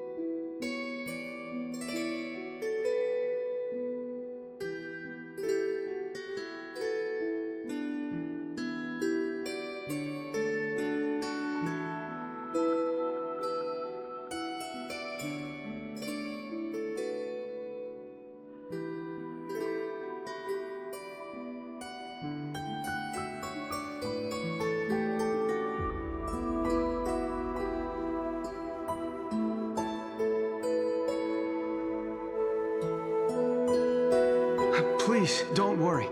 Lord Finan has already entrusted Elder Lygus to fix your transport. Lady Trinan's Sentry Gate is open on the main street outside Akima's walls. I'm sorry for making such an unreasonable request of you all. But we live in an imperfect age, where there is never a perfect choice.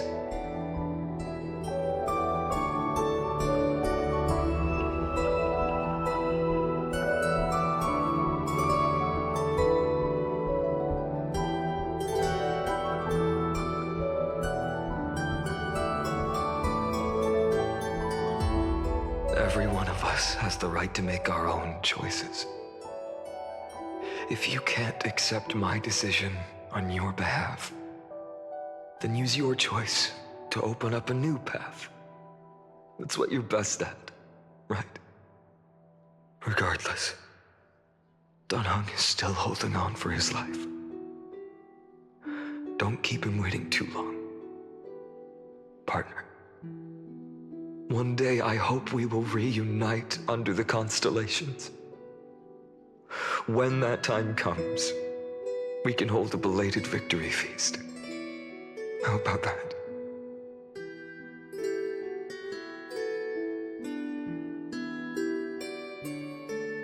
The spirit water has dried up. At last, why is nothing going right? Calm down. There might be another way in. The closest ritual basin, the other chrysospheres. Snowy. Trinin! I thought you'd be waiting at the Vortex of Genesis. Are you alright? When Akuma's night descended, all the spirit water dried up along with it. We anticipated that you'd be on edge, so we came ahead to wait for you. You've always been the ones who knew me best. Kevali's Coreflame.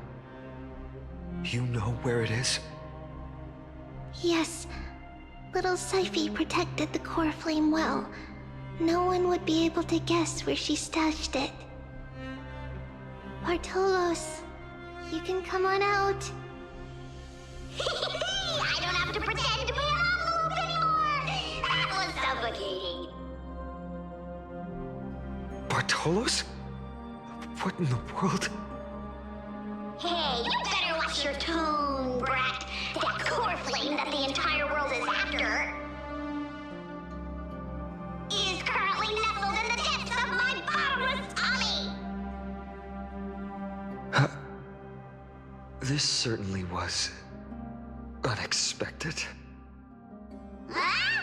Your reaction's too composed. It's completely different from what I was anticipating. Bartolos, Snowy still doesn't know the truth behind Akuma's eternal daylight. You're right. Well, then you'd better strap in and listen up, brat. That girl Cipher spun a grand lie that deceived all of Amphorius.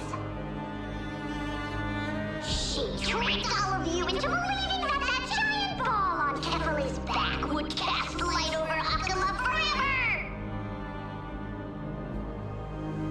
Not just that. She even managed to pull that dumb ascension trial and allowed me, the great Zagreus, to survive! Hey, Rat! You... still no reaction from you? Ugh, dang it. You're no fun at all. I'm sorely disappointed. So for the last 1,000 years, what maintained Akuma's eternal daylight was not Kefali's miracle, but Cipher's lie, woven using the divine authority of trickery. But now, the lie has come undone. Which means... Well, you didn't guess wrong. Cipher has already passed, and all her lies have scattered to the winds like ash.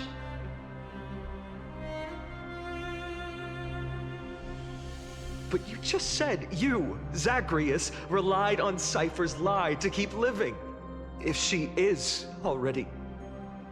Guess you're not as smart as I thought, Pat. Don't forget, I'm one of the 12 Titans of Amphorius.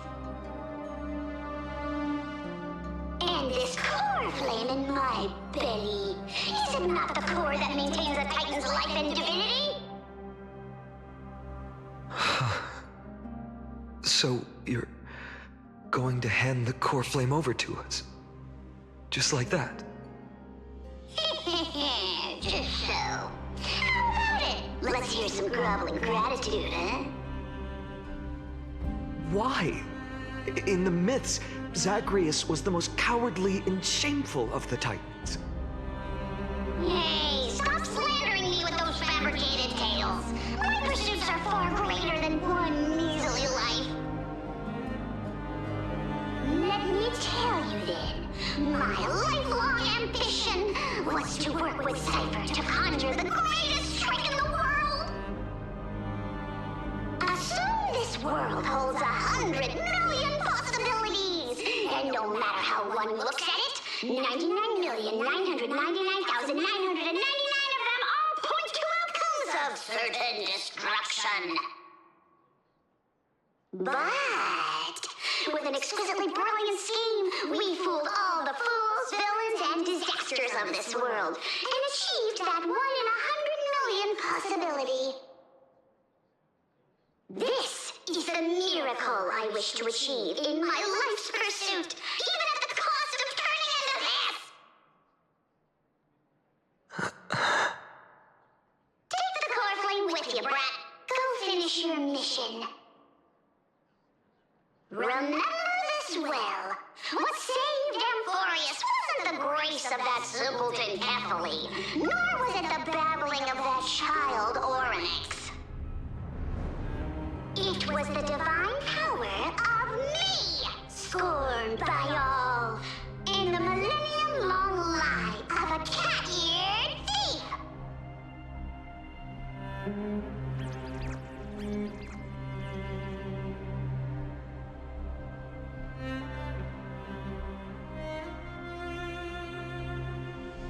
Strife, death, trickery. So those signs deemed as harbingers of calamity will also leave behind marks in the tale of deliverance.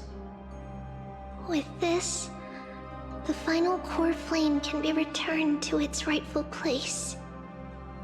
The spirit water in the Holy City has all dried up. We can try to break the sealing magic of Fagusa's priests, and use the Century Gate to send you into the vortex of Genesis. But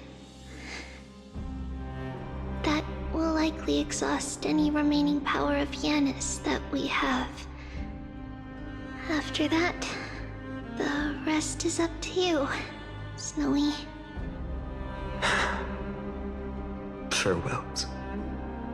I've almost grown numb to them at this point. Right now, I can't even utter a plain goodbye. Snowy. Don't worry, Trina. I'm no longer the empty shell that Aglaya brought back to Akama. For every companion who couldn't reach the end, their conviction to save the world became a part of me, piecing together the soul I once lost. I lost my home village, but you, Aglaya, and everyone else created a second home for me. Now that this home is also in danger, it is my turn to repay your kindness and create a new world that can carry everyone's wishes. I hope that in that new world, a new sun will rise, bringing one dawn after another to all. Snowy, you've grown into the person Aggie always dreamed of. Indeed, we don't need to say goodbye here. Because even without the prophecy, we have the confidence to say you will become that rising sun. And all of us will see each other again tomorrow.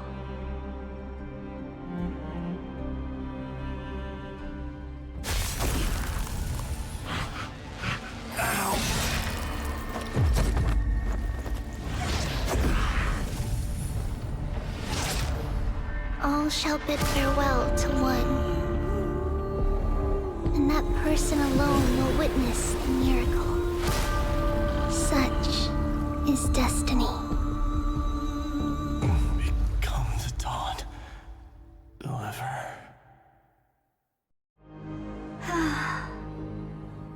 Burning skies, shattered statues, corpses strewn everywhere. What a mess. If this is what the inside of Amphorius looks like, it's truly shocking. To be honest, I was initially skeptical, but right now, I'm starting to see your point. Screwy. If that's the case, Herta, do you now have enough reason to believe my conjecture about the true nature of Amphorius? Let's not expand on that topic just yet. That Intellitron, Lygus, was it? He's not completely dead. That was probably a fake body. Something behind it is still defying us. I must admit, even if both of us worked together, it wouldn't be a simple task piercing through its defenses. For now, we can only observe this world as bystanders. I knew we should have brought Stephen along. No wonder the Garden of Recollection wants to work with the Astral Express. Without the power of the Trailblaze, it'd be impossible to unearth this place's secrets. But in the end, the garden emerged unscathed, and it was the Nameless who got burnt. Curiosity definitely killed Aki. That big guy over there, the black balls spewing meteors, you think it's got anything to do with the Lord Ravager? Alas, without sufficient computational power in the stream projection, I am unable to analyze the path energy. Suggestion. The immediate priority now is to find the whereabouts of the two Nameless.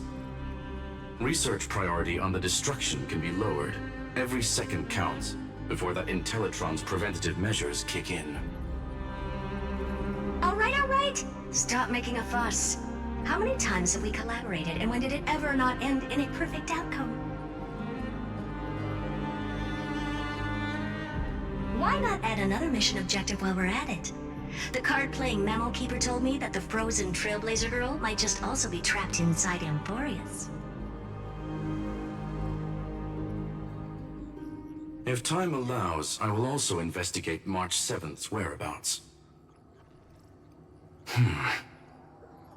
Herta, do you hear that?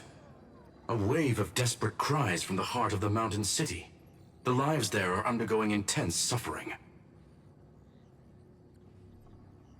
Conclusion. The butterfly has already flapped its wings, and an impending storm closes in. The Nameless are important allies, and you and I have matters to attend to, Herta. I beseech you. In moments when a choice needs to be made, one must not be distracted due to personal interests.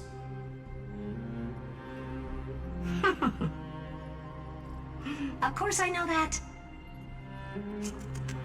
Fate really is a game of dice, Screwy. Who'd have thought that thing once sowed chaos across the cosmos, causing the Intelligentsia Guild to splinter and disintegrate? It wasn't until I cracked the solitary waves theory that its lingering effects were put to an end. Yet, in a forgotten corner of the cosmos, one slipped through the net and remained operational. And it was this machine that eventually became the cradle for the birth of a certain Lord Ravager. Oh, the source of Amphorius' tragedy is an Emperor's scepter that survived to this day.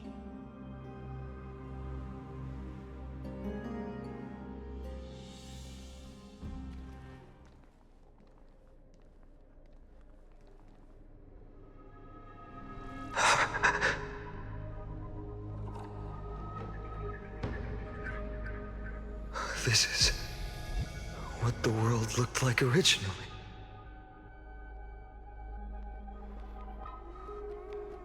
And what are you doing here? Answer my question, Lycus. Ah, another hero has arrived at the Vortex. I can no longer remember how many times this has happened. The author of each epic, as the prophecy has foretold, stays their pen at this point. Just like each cycle of the extrapolation, in accordance to their primordial design, ends here.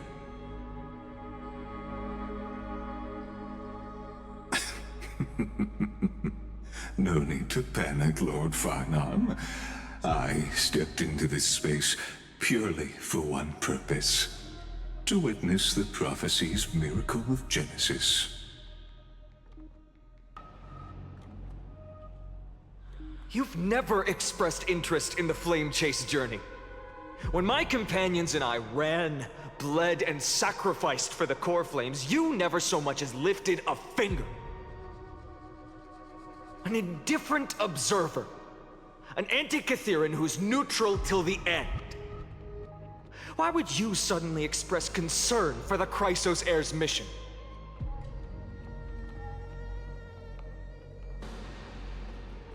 When that lone swordmaster left everything behind, plunging into a sea of madness, I was on the shore, listening. When that mighty lord shed his armor, filling the crevices of the earth with his iron bones, I was on the mountaintop, gazing down. Across 1,000 years of the flame chase journey, I have witnessed the ardor, resolve, division, and unity of the Chrysos heirs with mine own eyes. Just as you were all born to shoulder the guidance of the prophecy, I too have bathed in the gaze of distant stars, have seen the deepest, darkest of destinies. I will become the most loyal reader of the epics, a spectator voraciously consuming the valorous deeds of you heroes.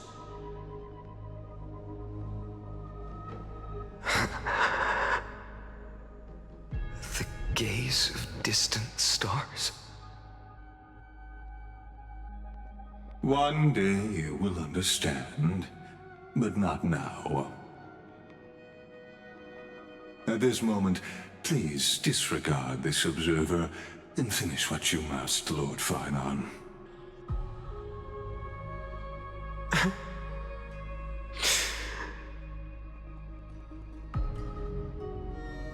I once believed that as long as I chased the flames relentlessly, the fog before me would clear, and fate would reveal its truest form. But along the way, they, all who passed, never once received the justice promised by the prophecy. I have perceived. Outside the vortex, the world is collapsing, and the children of humanity are crying.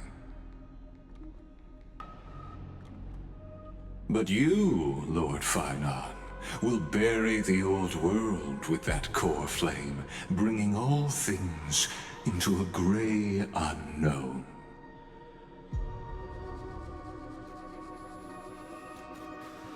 It doesn't matter. This cruel flame chase journey has made me abandon my fantasies. The future is not a paradise with a gentle west wind, waiting for us to step in. If what lies ahead is a mass of chaos, I will tear it apart. Then usher in the first ray of blazing sunlight.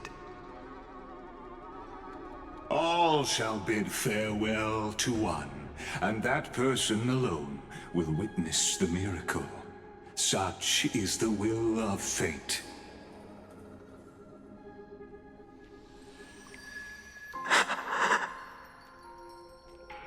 Yet this time, will an epic with endless cycles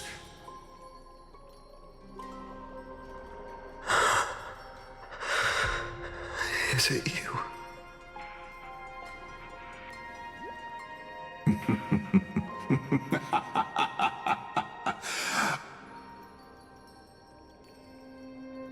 turn a new page?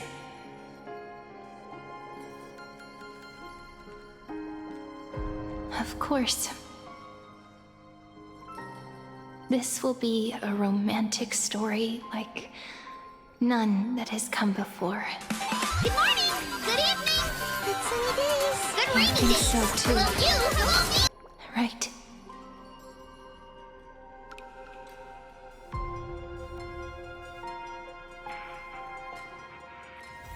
It's still early. Where to now?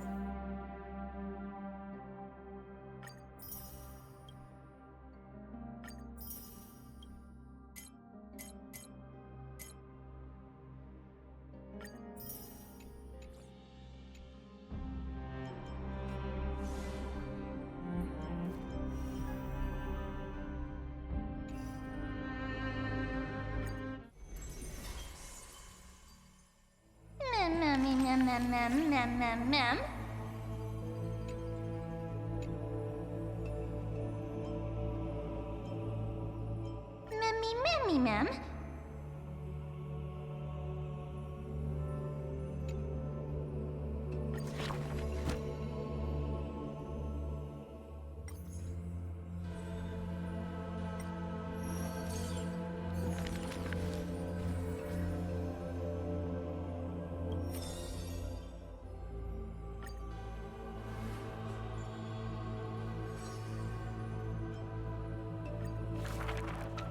In Dolos' suburbs, in a tiny weaving workshop, the silk-weaving old woman busies herself within, as her smart child wanders outside on a whim.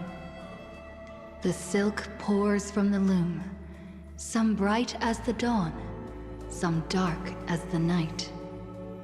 The woman had lived her whole life in poverty, yet through her business, she never deceives. Good child, listen to me. Never lie and speak deceit, for people like you only do to honesty. The girl smiles and nods, but her heart is drawn to the boundless desires of the bustling streets. And the grandmother is unaware that her handmade white dress has been stained by the mud of conceit. Madam, what is a bundle of white silk's price? Sir, only 2,000 Balance coins. An honest price tag can only meager profit obtain. If we keep selling cloth like this, we'll stay poor for the rest of our lives. The girl complains to her grandmother, while sprouting countless plots and petty tricks. The woman smiles and does not reply, only weaving with night-shaded silk a suave hooded robe for her little spark. Why don't you take some of our goods and go into the city tomorrow to try out those pranks? The mesmerizing money charm of Dolos City turns minds and tongues into a whirlwind of confusion. Even the girl who prided herself on sharp ears and a clever tongue could not contend with the myriad shifting face before her. She returns penniless and furiously seethes. I vow to the god of thieves that I will eventually empty those people's pockets. Smiling, her grandmother stops her silk work and offers some dinner with humble dish. Silly child, don't let Titans hear such vows and promises. Yet, when the moon rises, a magnificent pin graces the old lady's pale locks. The girl smiles at the old woman, now stunned in shock. I actually did return with some catch. The brilliance adorning her white hair drew all eyes, and its proud original owner arrived to stake their claim. The bet that the girl won with a brilliant trick is described as a thief's loot through lying schemes. The old woman in her panic shouldered the blame, confirming a sin that was but a fabrication. By Dolos' laws, we must also execute all her family! To protect the girl, the old woman reveals the final secret unseen. She's not my family, but just an orphan picked from the street on a whim. People thought this to be a lie, but the girl knows that her grandmother cannot deceive, just like how she always glossed over questions about parents and kin. Your parents went to a city-state far away. The girl never bothered to unravel the threadbare lie. Stop! Stop right there, you thief! Run! Run as fast as you can! Cipher up! The lies overthrow the shop and tear apart the good woman's good name, leaving the girl with guilt and grief. The hearth of her home was a lie, doused by another conceit. But if her sleight of hand had better skill, would it have made that fire burn forever? The girl pulls down the hood and sinks into the starless dark. I vow to the god of thieves. And from that day, she never left empty-handed, her words woven with deceit. However, back then, the girl did not realize that the people did not covet one simple pin, but the golden blood flowing beneath her skin.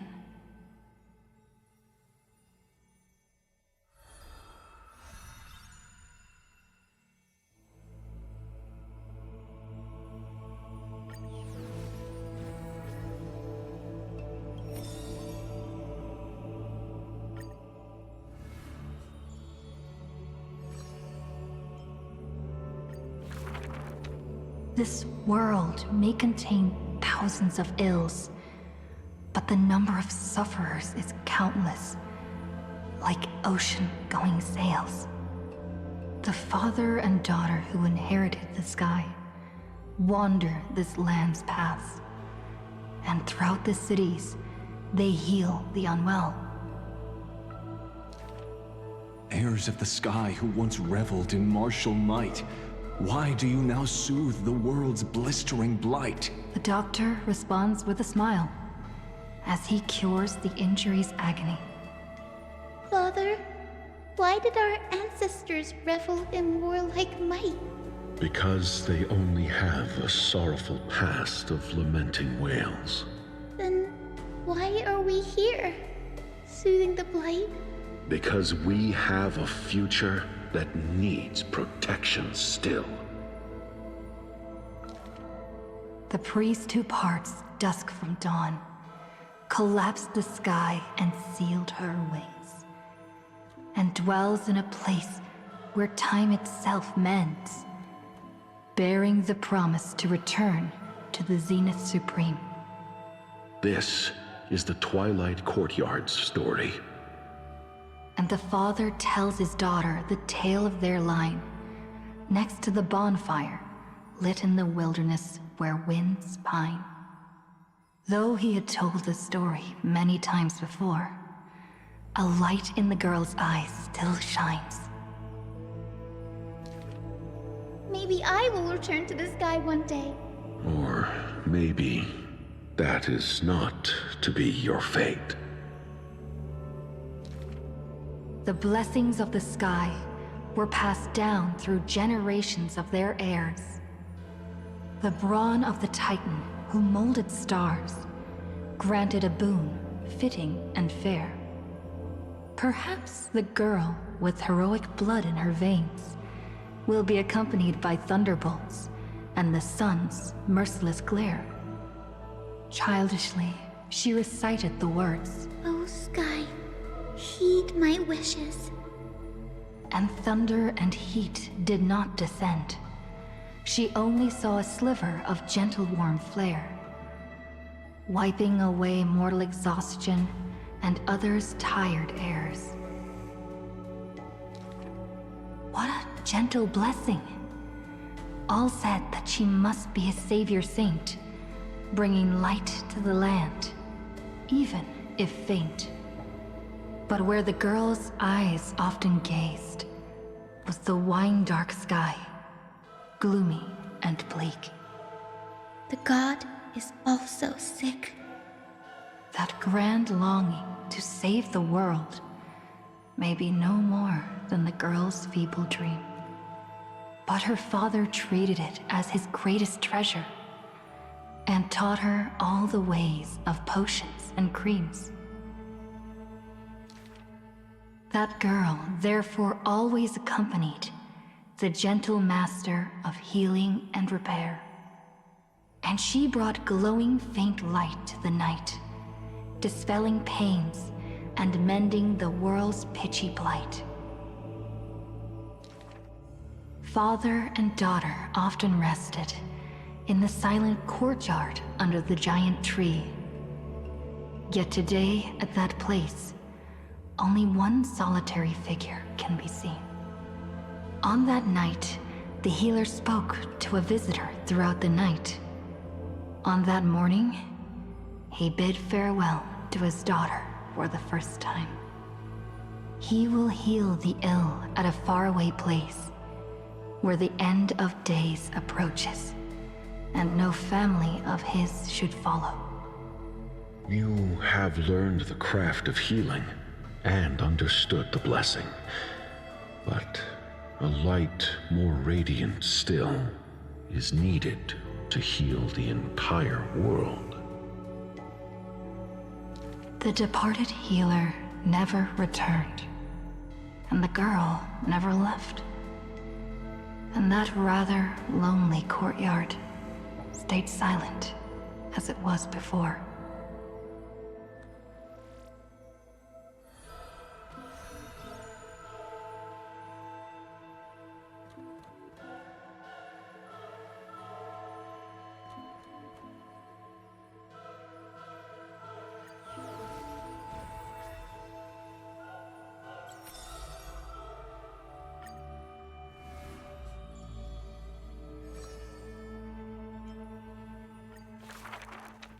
There are no swords here, only farming tools. Facing the ambitious boy, the shopkeeper kindly explained. Even a rake would do. Let its worth be judged by the verses I etch upon the earth with it. Many days later, the wounded child stood upon the scorched earth, and silently he buried the ruined tool. For that was his first sword, and on the day that the Black Tide came, he broke the shackles of fate with that weapon true. Let go of my beard, you white-haired rascal! No! Fine! You win, okay? That was the first victory claimed by the boy. A victory often mentioned in later years, and yet he never treated it with shame. I understood something thanks to his beard. The others hold their breath, waiting for his thoughts. But he only gives out one response. The victor must stay focused, and success will come when you work on nothing else. Those words became the foundation of his existence. Knowledge is also a power used to smite. While studying at the Grove of Epiphany, he etched this into his heart. So he devoured thousands of books, skimming through to glean the martial powers of might. But unenlightened wisdom is merely dust. And when the next calamity approaches, all he recalled is flight. Thus, his books are always worn into shreds, for each book was read endlessly, till he remembered every detail slight. When first arriving at the Holy City, he was no more skilled than a soldier, except his ambition. Even the deliverer from the sky must have their beginnings in the soil of the nations. The elders in the Holy City scorned, casting him into barracks in derision.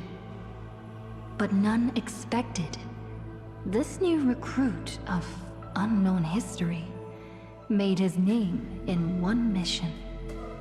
Some asked him, which teacher caused such improvement?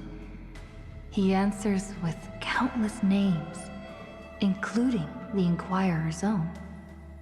Only one who treats the world as their teacher can bear its eventual destiny. Those with golden blood are bound to succeed. The golden heroes are born as gods, beloved. Such words echo in the man's mind. Yet he knows glory is not where the journey begins. He misses the buried rake, worshipped the enemy with the long beard, mended his tattered books, and polished the barrack's dust-covered gear. What forges a hero is not destiny from above, but the long journey that follows. Now he stands here and looks back, and his past twists into a winding path. The long road to the sky stretches ahead, and towards the blazing white sun, he pens down Deliverance's name.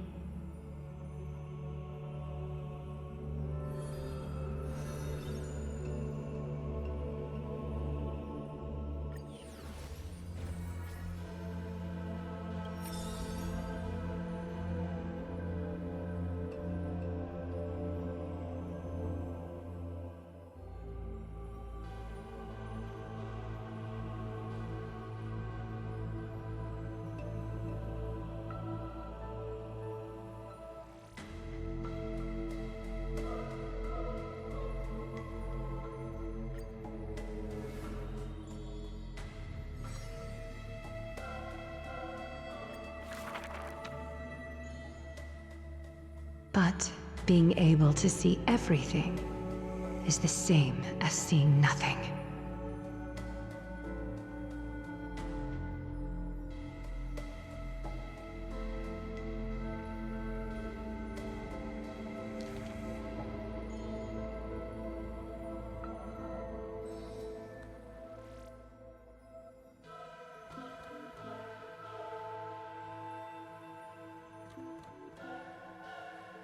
I heard that the Golden Goddess also likes to visit the baths.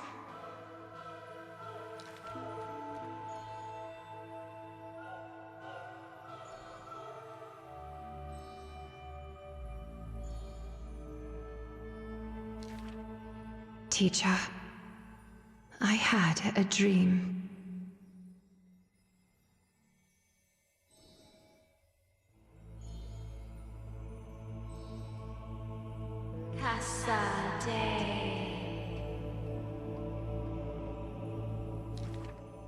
The dawn device is always glittering, and birds are always chittering.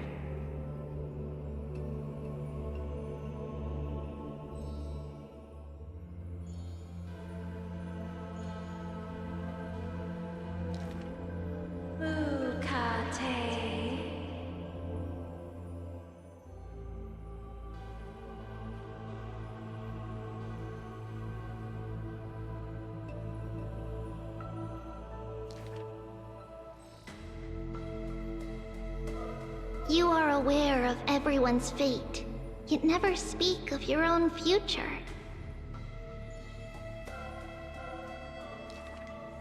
There's only one future for silken threads. That is, to weave magnificent clothes for others.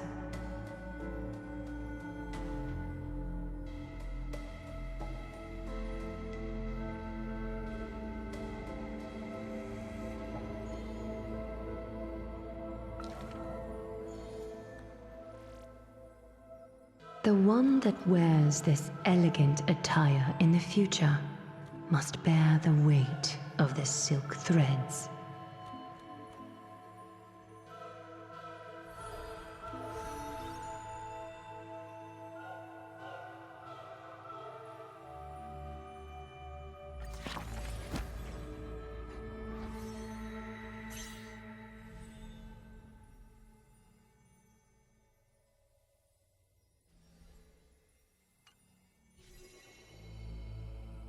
Me.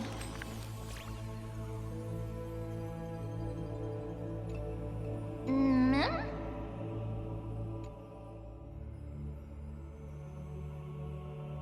Mem.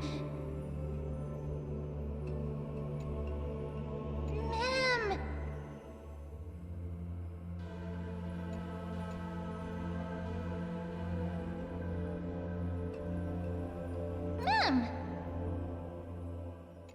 Mem. Mem.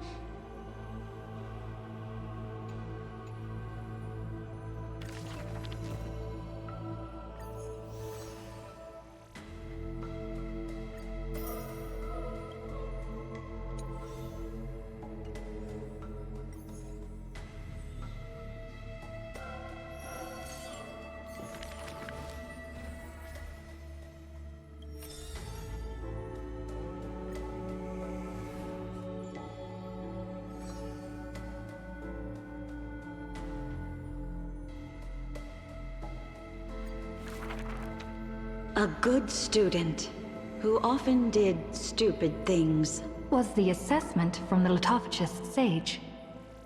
An excellent healer who fails at all scholarly means. Was the assessment from the noticed sage. A shining child who also burns away her own life's rays. Was the assessment from the erythrokeramist sage.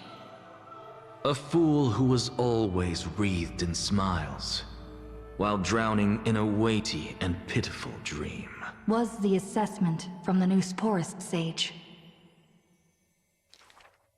The girl had visited all the schools during her time studying at the Grove. She refused to become a scholar, despite her exemplary grades.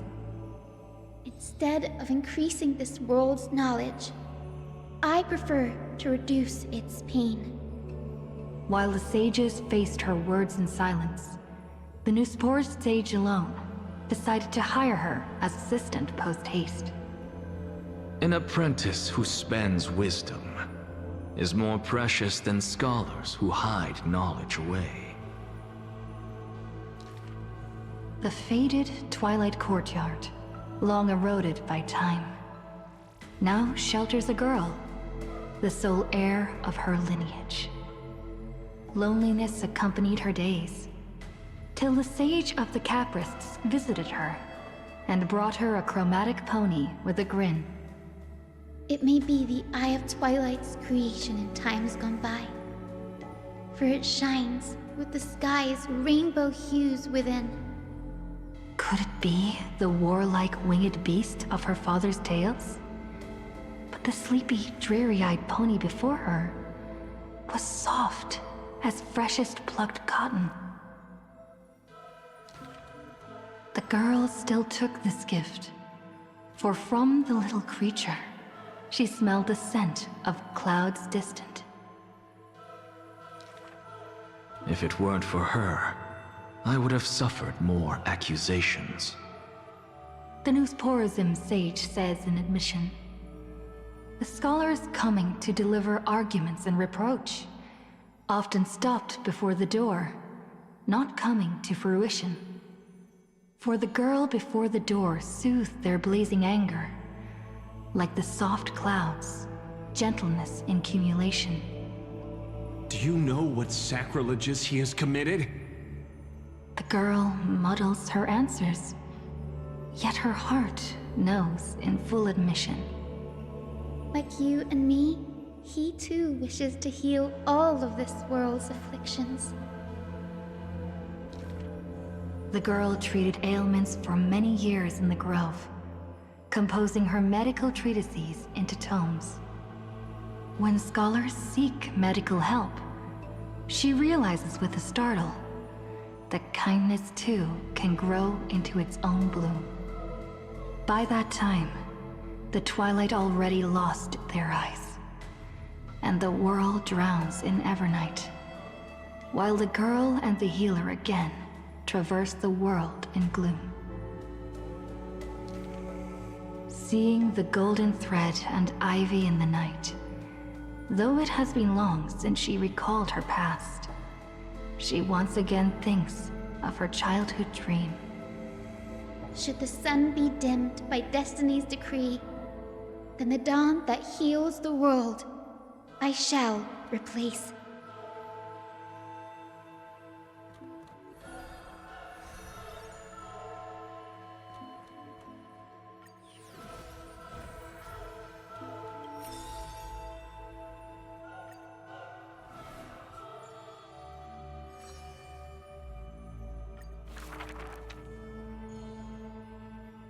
I fear.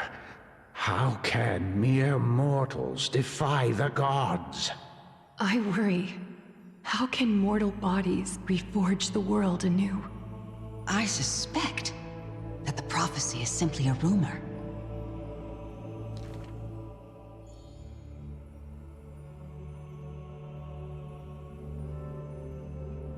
Hearken to the sounds that the doors whisper. Overthrow the gods, it declared.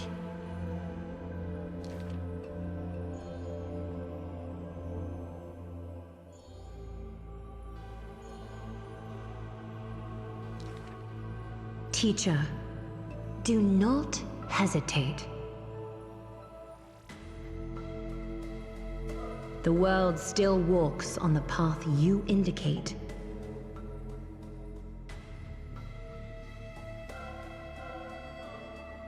Restore the core flames, it declared.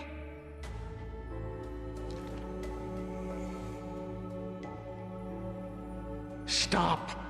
We only wish to live life as it is. No more. Cease. Our achievements already stand tall. Rest up! We only wish to live in peace and prosperity.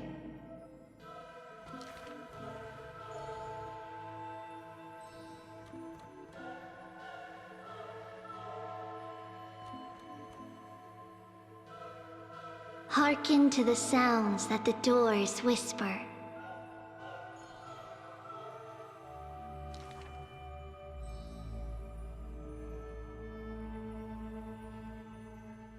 Please, be not afraid. We will definitely bring you to a new home. Lady Treeby, Lady Trianne, please, don't cry. Do not worry. We trust you always.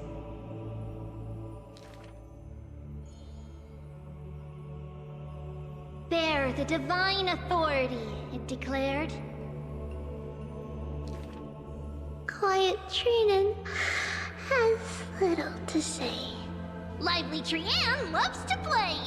And well-behaved Treeby roams around all day.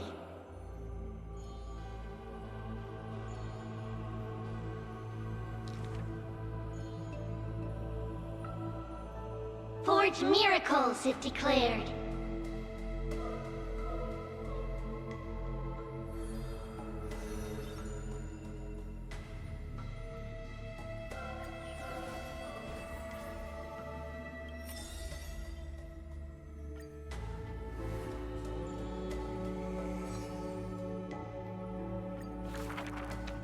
On the day that the grove fell, he accepted his defeat and demise, as if embracing truth and heresy. Believe in Titans, and you'll have a happy death. Deny the Titans, and you'll have a fulfilling death.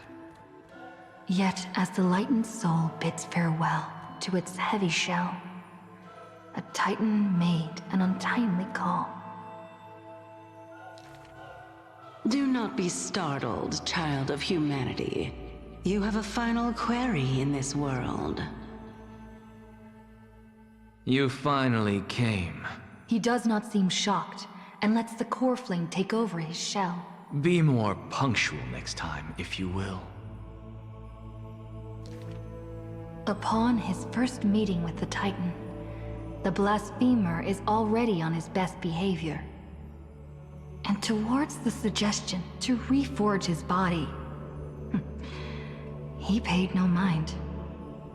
I have so kindly offered you the best body. So why do you insist upon your mortal imperfection?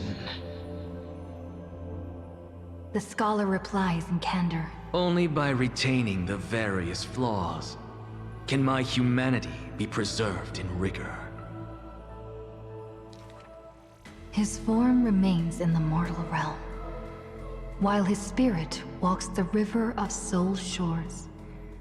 Between life and death, he fatigues. Dwelling in the child of humankind's thoughts and senses, the Titan cannot bear to remain a mere spectator. Why not ask me your questions, child of humanity? I am rich in wisdom, and shall speak with no ambiguity. As though an unspoken pact, the scholar asked the god about all things, feigning a humble quest for knowledge. Do you treat me just as a way to answer questions? A mere machine? The Titan got what they asked for. You should thank me, for good questions are rarer than good answers.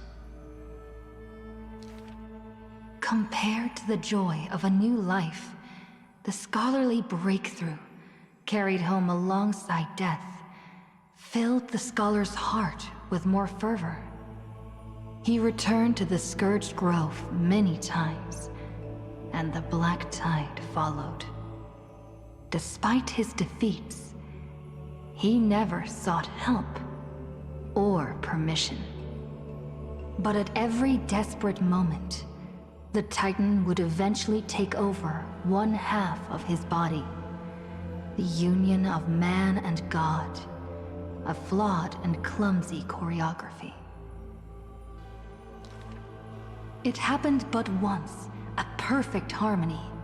One man, one God, speaking in one breath. Stop stepping forward at the same time as me. The Titan once revealed the secrets of mixing life, a boon seemingly a blessing, but full of malice. What a tempting bait. But that's not my desired chalice. Divine power is within his reach, but the scholar is not moved by that essence. This long and abnormal temptation is also a trial of elevation. For the sage can achieve all things, but shortcuts alone he abhors with silence.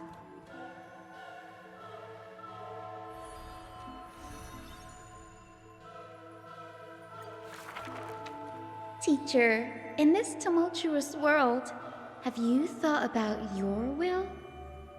It was just a joke, but the scholar still at the Grove answered with extreme caution. He has much to say about his posthumous affairs, exhausting all, fearing the smallest omission. Teacher, could it be that you fear death? The assistant asks in concern. It was a question needed, yet he gave no direct reply. Philosophy is the inquiry into death, and I have always considered myself a philosopher. The assistant recounts all the scholar's final wishes, each mighty as a mountain, asking what seemed impossible. The tombstone must be made of my treasured rare stones, carved with Dromus patterns. But that stone is a miracle of alchemy. Tough beyond measure, no chisel could have shaken. That's also his plan.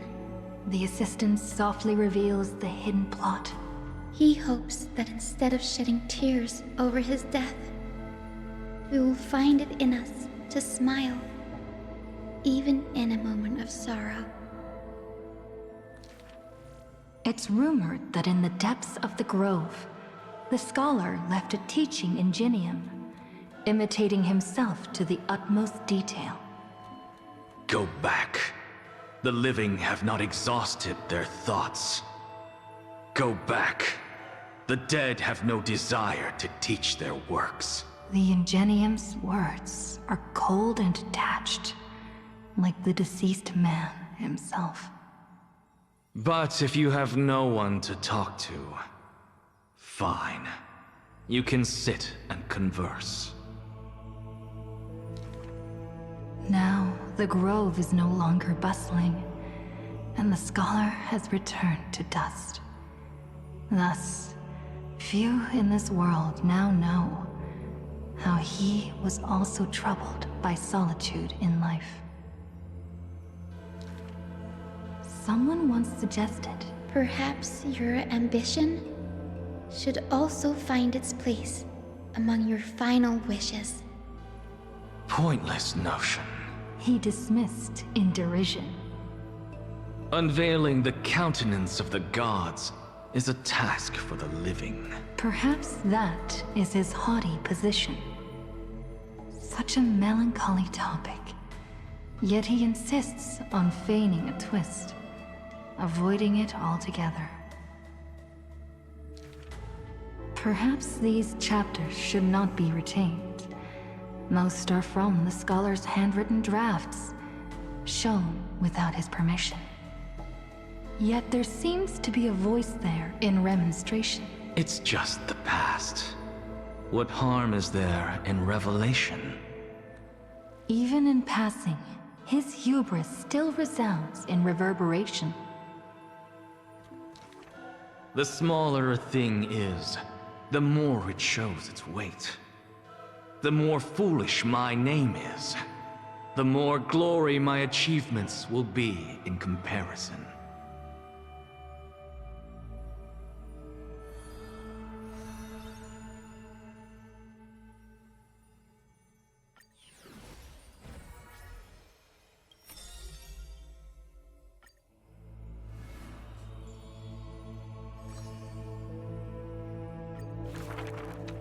As always, to perceive the man's fury, one must do so 7,000 paces away.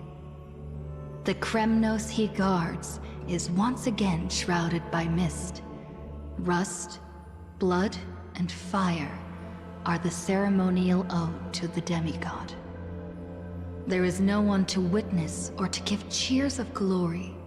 The final Kremnos festival goes on without end. The victor shall embrace death and silence, and his glory will only be remembered by the defeated array. For that man, laws and seals no longer have meaning. War and battle never cease for a single minute, each passing day indistinguishable, morning and night entwined. The corpses pile up, filling ravines, forming mountains strong. He carved time with peak's edge and counted the fleeting years by fires of war. Sometimes the lion would climb to the hilltop to look down on the world and search for friends in longing. The distant heavens and earth stretched vast and boundless, but their endlessness felt ever more remote. Like Nikador, he cannot escape madness's clutches. Guarding the city alone and embroiled in war, the murmurs of the black tide constantly sound in his ears. Yet a flame soars up his chest every moment, casting a light upon the indomitable path behind him. Memories seal the echoes of the past as the man strides into battle, fists clenched fast. He is the wound this world must bear, the new king before whom old gods despair. As stated in Idonia's poems, humans are born with eyes closed to accustom to this world's light, and their sight fades in old age to reacquaint with night's anthems. But the man did not bow to the decay of time, rejecting the lure of death's call. With each return from the brink of death, his eyes burn with fury, fixed upon his foes, until everything suddenly faded away, like a surging black tide, swallowing all into nothingness. The world dissipates in the roiling black tide's requiem. Even the lion will one day die, a departure with no way back. With a sudden fall, his pierced chest hits the ground, and slowly flowing into the underworld is his golden blood departing his system.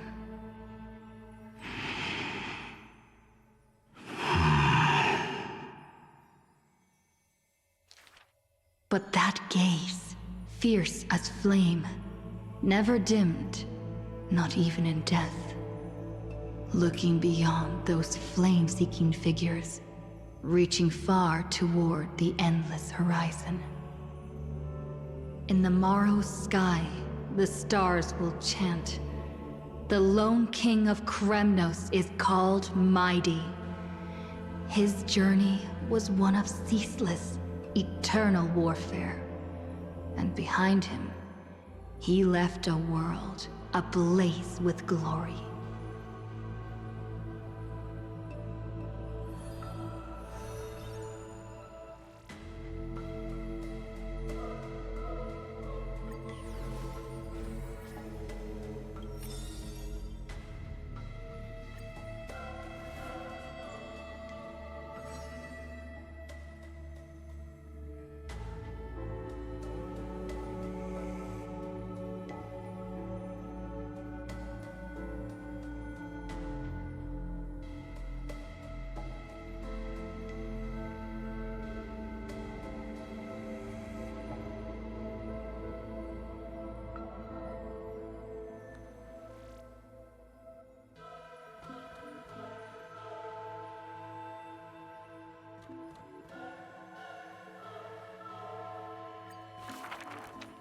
The two girls frolicked in the wheat fields, fleet as doe deer, making ripples in the shallow puddles and pools clear.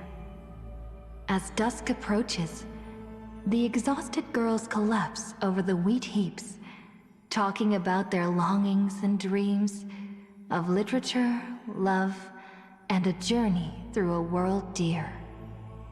Oh, Sky, slow your closing gaze. How I want to keep this moment in my hands forevermore. On that day, the breeze was warm and gentle. At that time, death was soft and fair. The broken-winged butterfly falls by the window, bringing with it a scent of melancholy. The girl looks outside.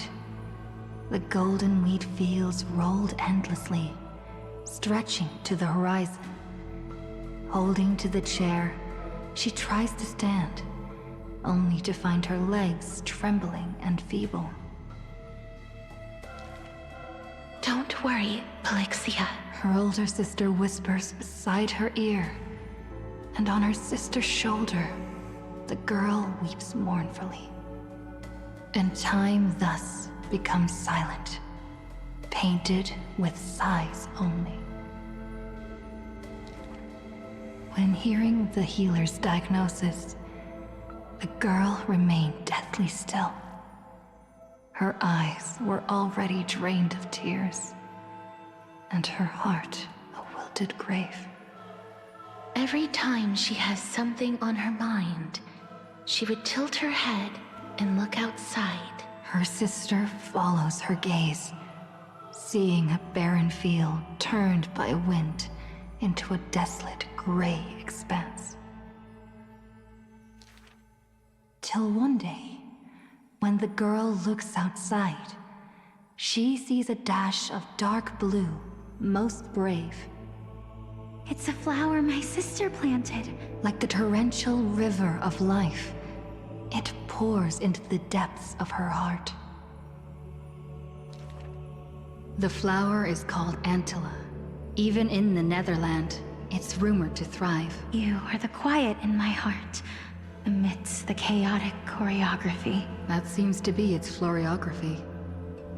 When the days are warm, the sister would take the girl on long journeys, through the flower fields, gazing upon rivers, napping amongst the grove.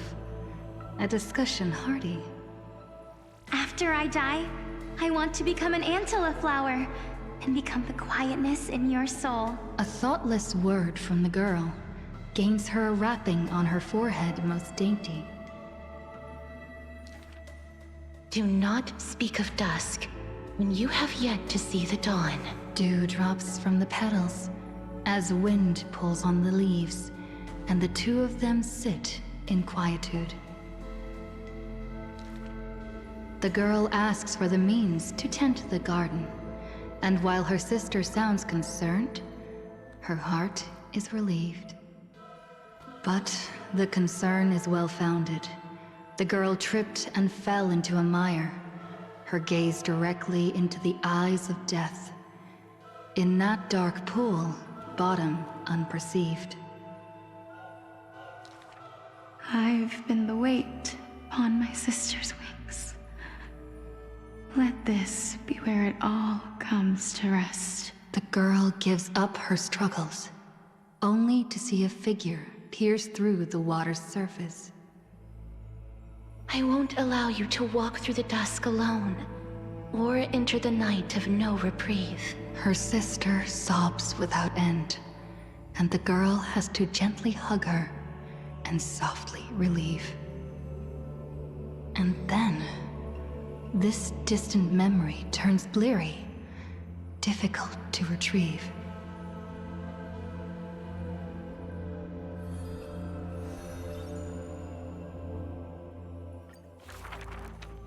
The River of Souls flows to the other side, wrapped in the land's night. Broad, slow, an eternal and silent sight. It belongs to all in this world that has life, all of which flows downstream, converging as one. The master of the nether realm, Thanatos, enshrouds themselves and the souls within the moon cocoon. The dragon, born from the cocoon, carries the girl, soaring upstream the river of souls, defying its eternal flow. Their connection flows tighter than blood, and the key that opens the netherworld's gates is the sisters' selfish plight. Back then, the boreal winds cut through to the bone. Back then, death was a bitter and stabbing fright. In the Netherrealm, without an earth or sky, a flower named Antilla blooms, its beauty witnessed by but one soul. You are the quiet in my heart, amidst the chaotic choreography. The younger sister scores through the blooming Antilla fields, never finding that promised dark blue sprig. She silently made up her mind. Death, leave all your dark nights to me, and save the dawns for her. The younger sister gazes at the moon cocoon high above, and plans a trip to the mortal realm, a distant flurry. A bard once sung to musical notes. Do not turn back. Oh, do not turn back.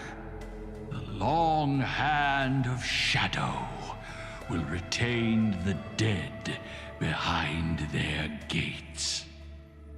The giant dragon born from the moon cocoon willingly offered itself as the enduring barge of the River of Souls. No need to turn back.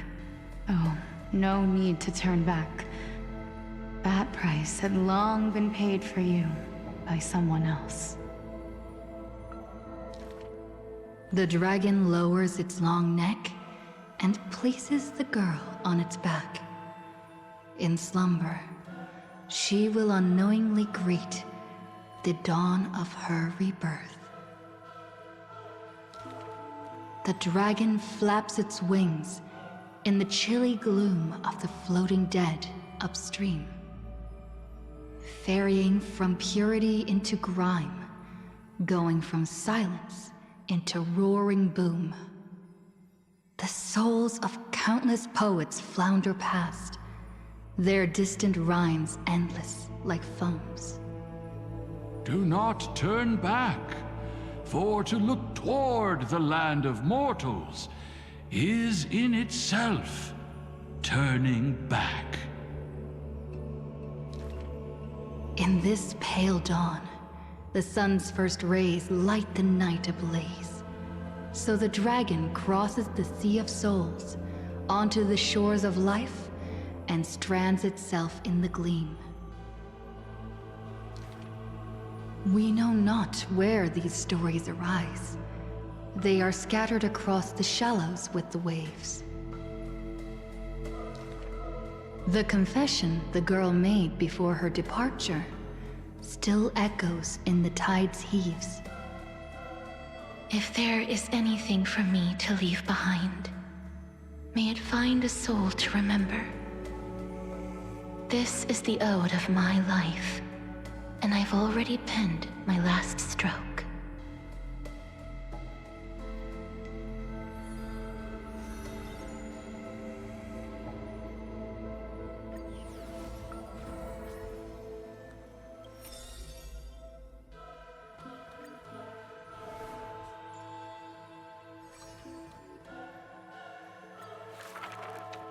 If every single scar equals a coin, then the girl, always pursued, would be worth her weight in gold. Deception, theft, and night heists, but her nerves failed her when it mattered most. The girl clutches meager loot to her chest and escapes, muttering curses bearing her pain. If it were head-on, I definitely win next time. She always longs for the coin of whimsy's blessing and creed.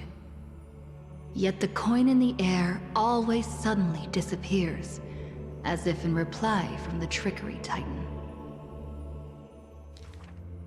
Day and night flow, and the thief star makes circles across the sky, while time molds the girl into an adult. The cloak, once used to conceal her entire body, now only suffices as a hood that barely covers her fringe. No matter. These days, I have no need to hide. With a confident stride and a silver tongue, her perfected fraud, thieving every opportunity as a result. And at curtainfall hour, those treasure-seeking steps fade into the moonlight. When she appears again, her arms are laden with money's weight. What is the art of thieving? Stealing from the poor. Not enough loot. Stealing from the rich. That's a boring task to boot. The girl narrows her eyes of greed towards those called the Chrysos heirs. The golden vines of the sages' homes, the sacred carcass of the deathward realm, the divine lyre of the seashore's pearl, and the crystal chalice of the 1,000 gates. The girl knows not the treasure's origins, only that they are all valuable beyond measure. To have something priceless is the true art of thieving. A pity that deceits are all eventually revealed, and the thief meets a rare defeat. A golden thread discerns her meticulous disguise, and the heroes hold down her third hand to imprison in this thief star made of human feet. I take defeat with my head held high. Spare me your sympathy. She frankly faces the accusations, knowing that escaping would be nothing more than child's play. So the Chrysos heir outside the cage smiles sweet. Would you like to see my most precious? A treasure bride? It is a dress, like the beauty god Nestia's divine body. More blinding than the sun, rivaling the moon in its glory. It is woven by divine threads. It captivates even the gods. But all the lies and deceit are revealed under the golden thread's query. The world-famous thief is stirred by such grand words into a flurry. Then just you watch. This wondrous dress will forever remain in my own gallery.